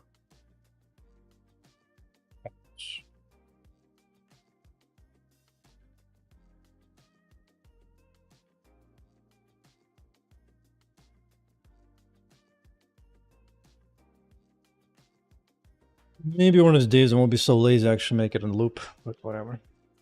So limited, doesn't matter.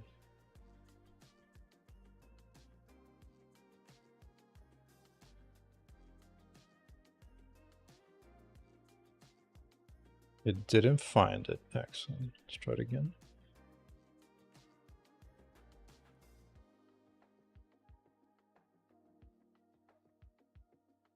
Hey, energy shot. Good. So might as well implement reset buttons so I actually test it here. Reset button. Here we go. Reset button.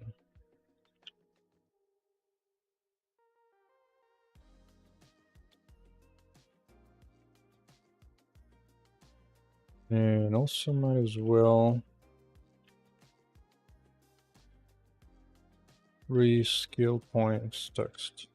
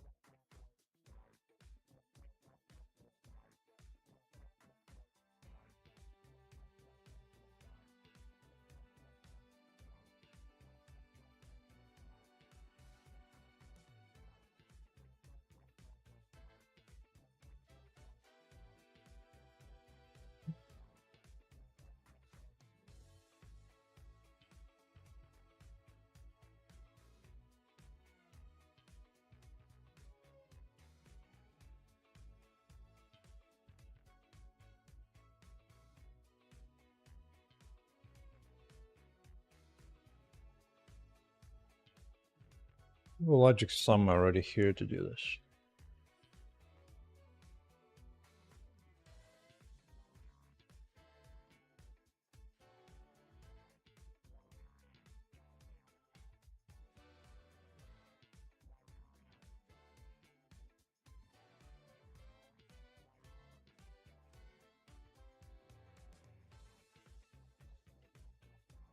I don't need this crap anymore.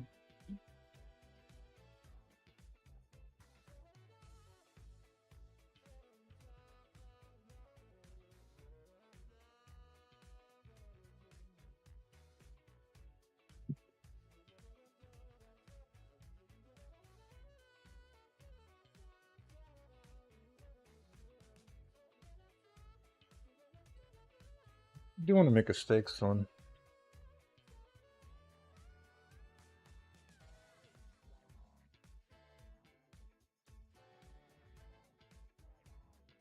Been an online code error.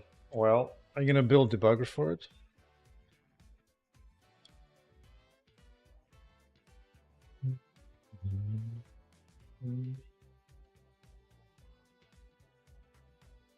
Oh, this one didn't update. Yeah, need to update that.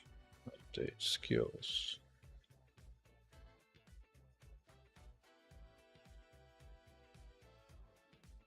Oh, the skill tab. Jesus Christ. Update skill tab.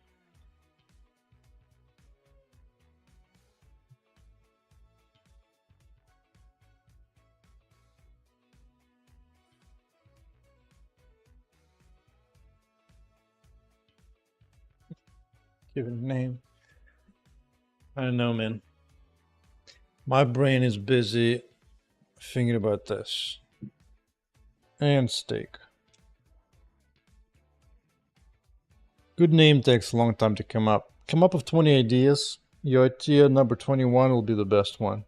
There you go. Problem solved.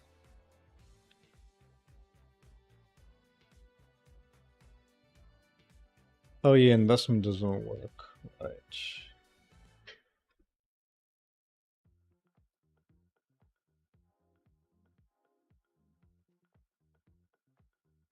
Buttons.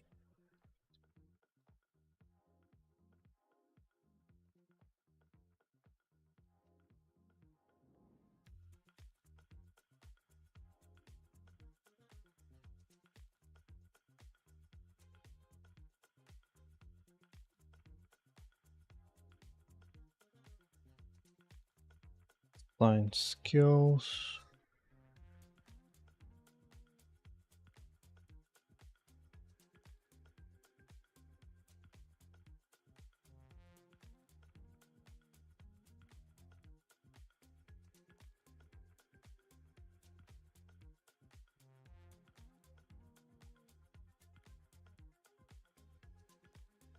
I have to do something like this again.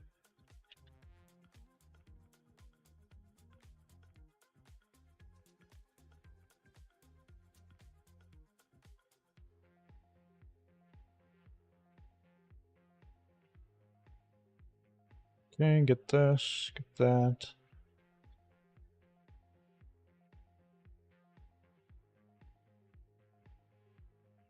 I don't need that.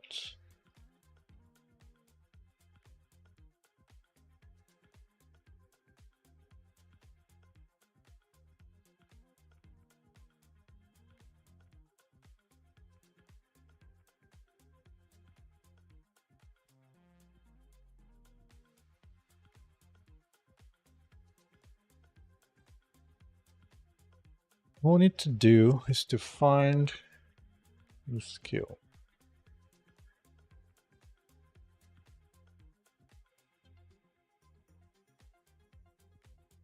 Get the skill name, good.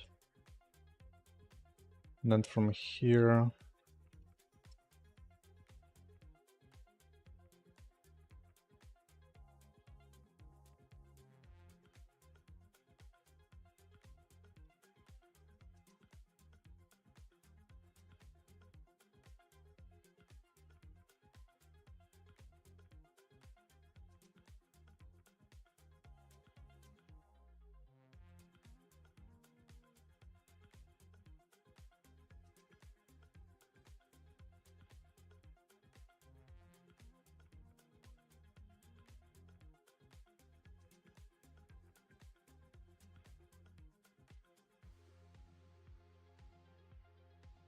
we'll play Dota 2 now. One league, one mobile game is enough for me.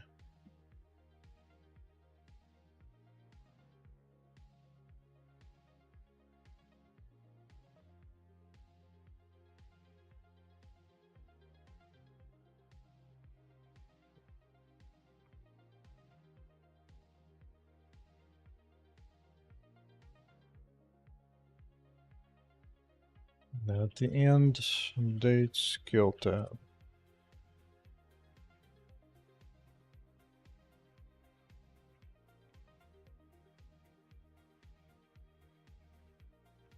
That's it. Crash and burn to the ground.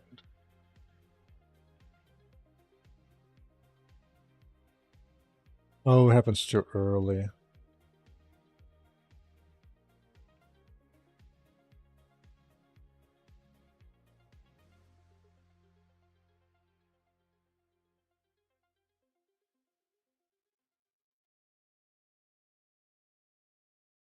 Yeah, stuff needs to be happening prior.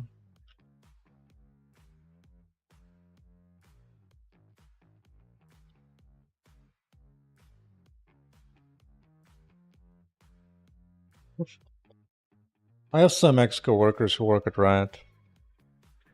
If I really, really wanted to, I could beg for a while and eventually get in.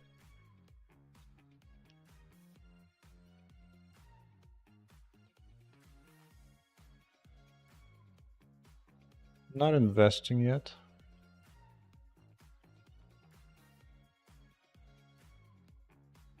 See what happens. Heroine check. Get this check, here check. Go for this, get a 1. Oh, I have no 3 points. Whoops. Oh. What? Isn't this supposed to work?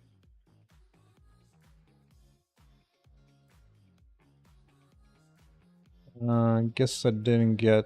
Hey, dude. Let's update this too. Yeah, but I'm sure it's good. Not as big as League in terms of money, but yeah, it's fine.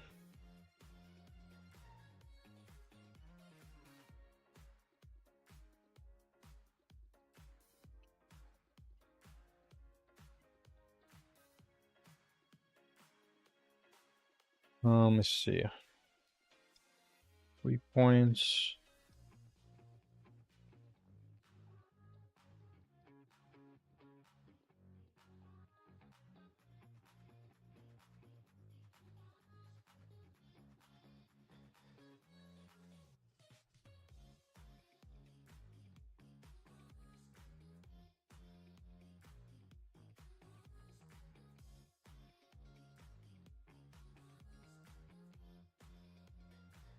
Let's give him 3 points.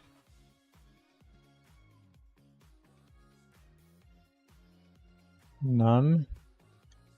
Now I got 3. Why you no do?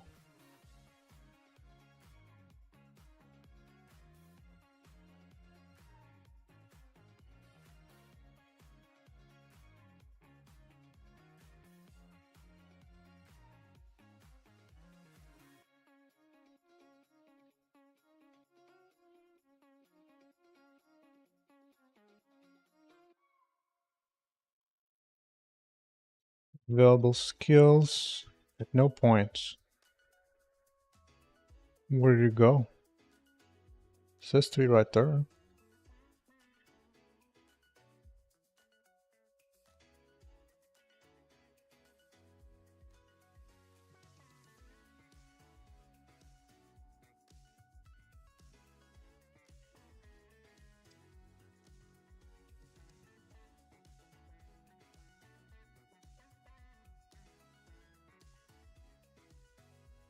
There's 3 assigned points right there.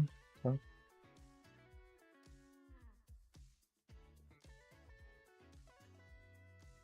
And let's restart.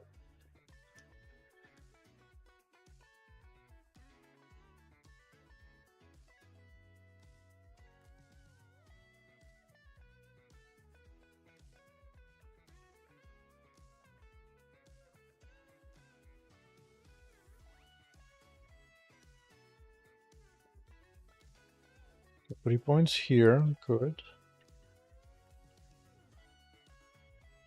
Yes. Yes.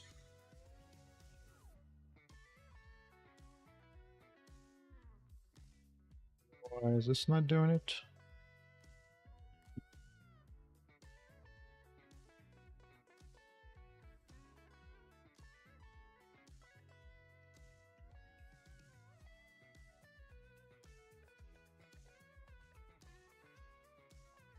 Point. 3 points. Oh, that needs to update. After investment got updated. What did I do? Oh wait, this is outside of it. Son of a biscuit. 1 line off. Complete open source? Absolutely not, dude. It's a commercial product. Absolutely not.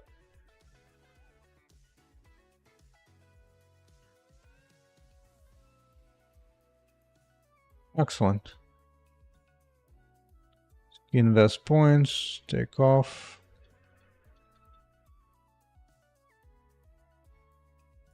Get the laser here choice, and so on.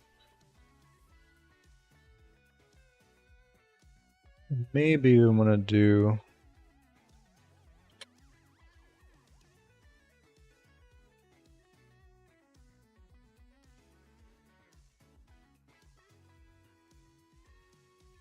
commercial. I'll still need to get a license for it. It should be one time based on the budget. Mine is 0, so I should be getting it for like a couple $100. Should be fine. But we'll see. Yo.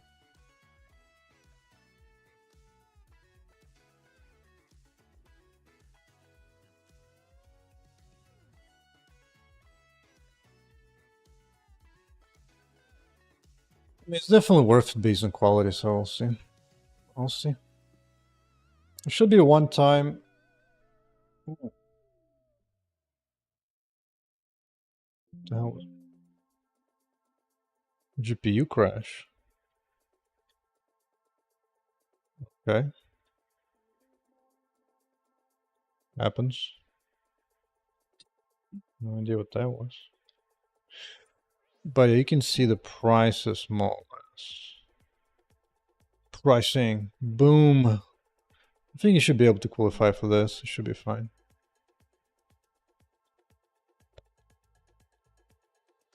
My budget's not that big. Definitely less than this. Because I got no budget.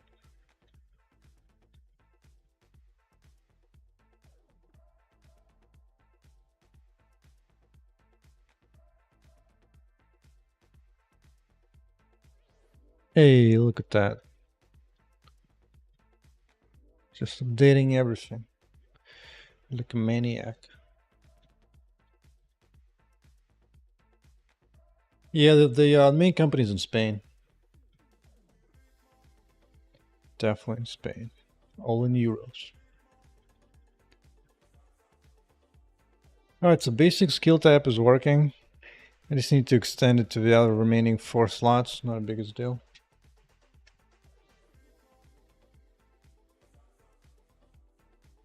Boom, boom. And then there's also whole work of items, which is going to be a bigger deal. Let's see.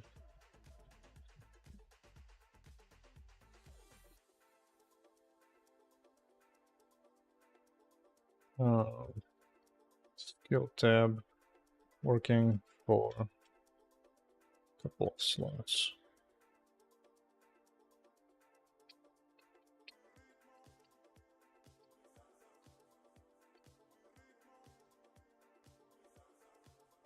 Yep.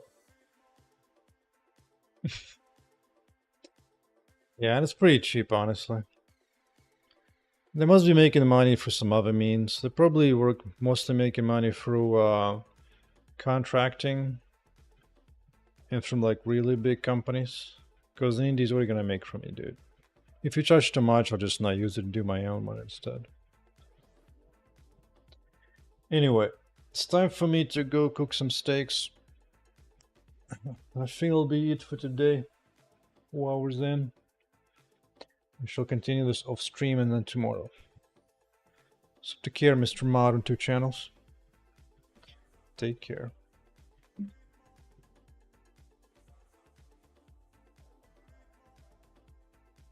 Cooking stream, maybe. Not today.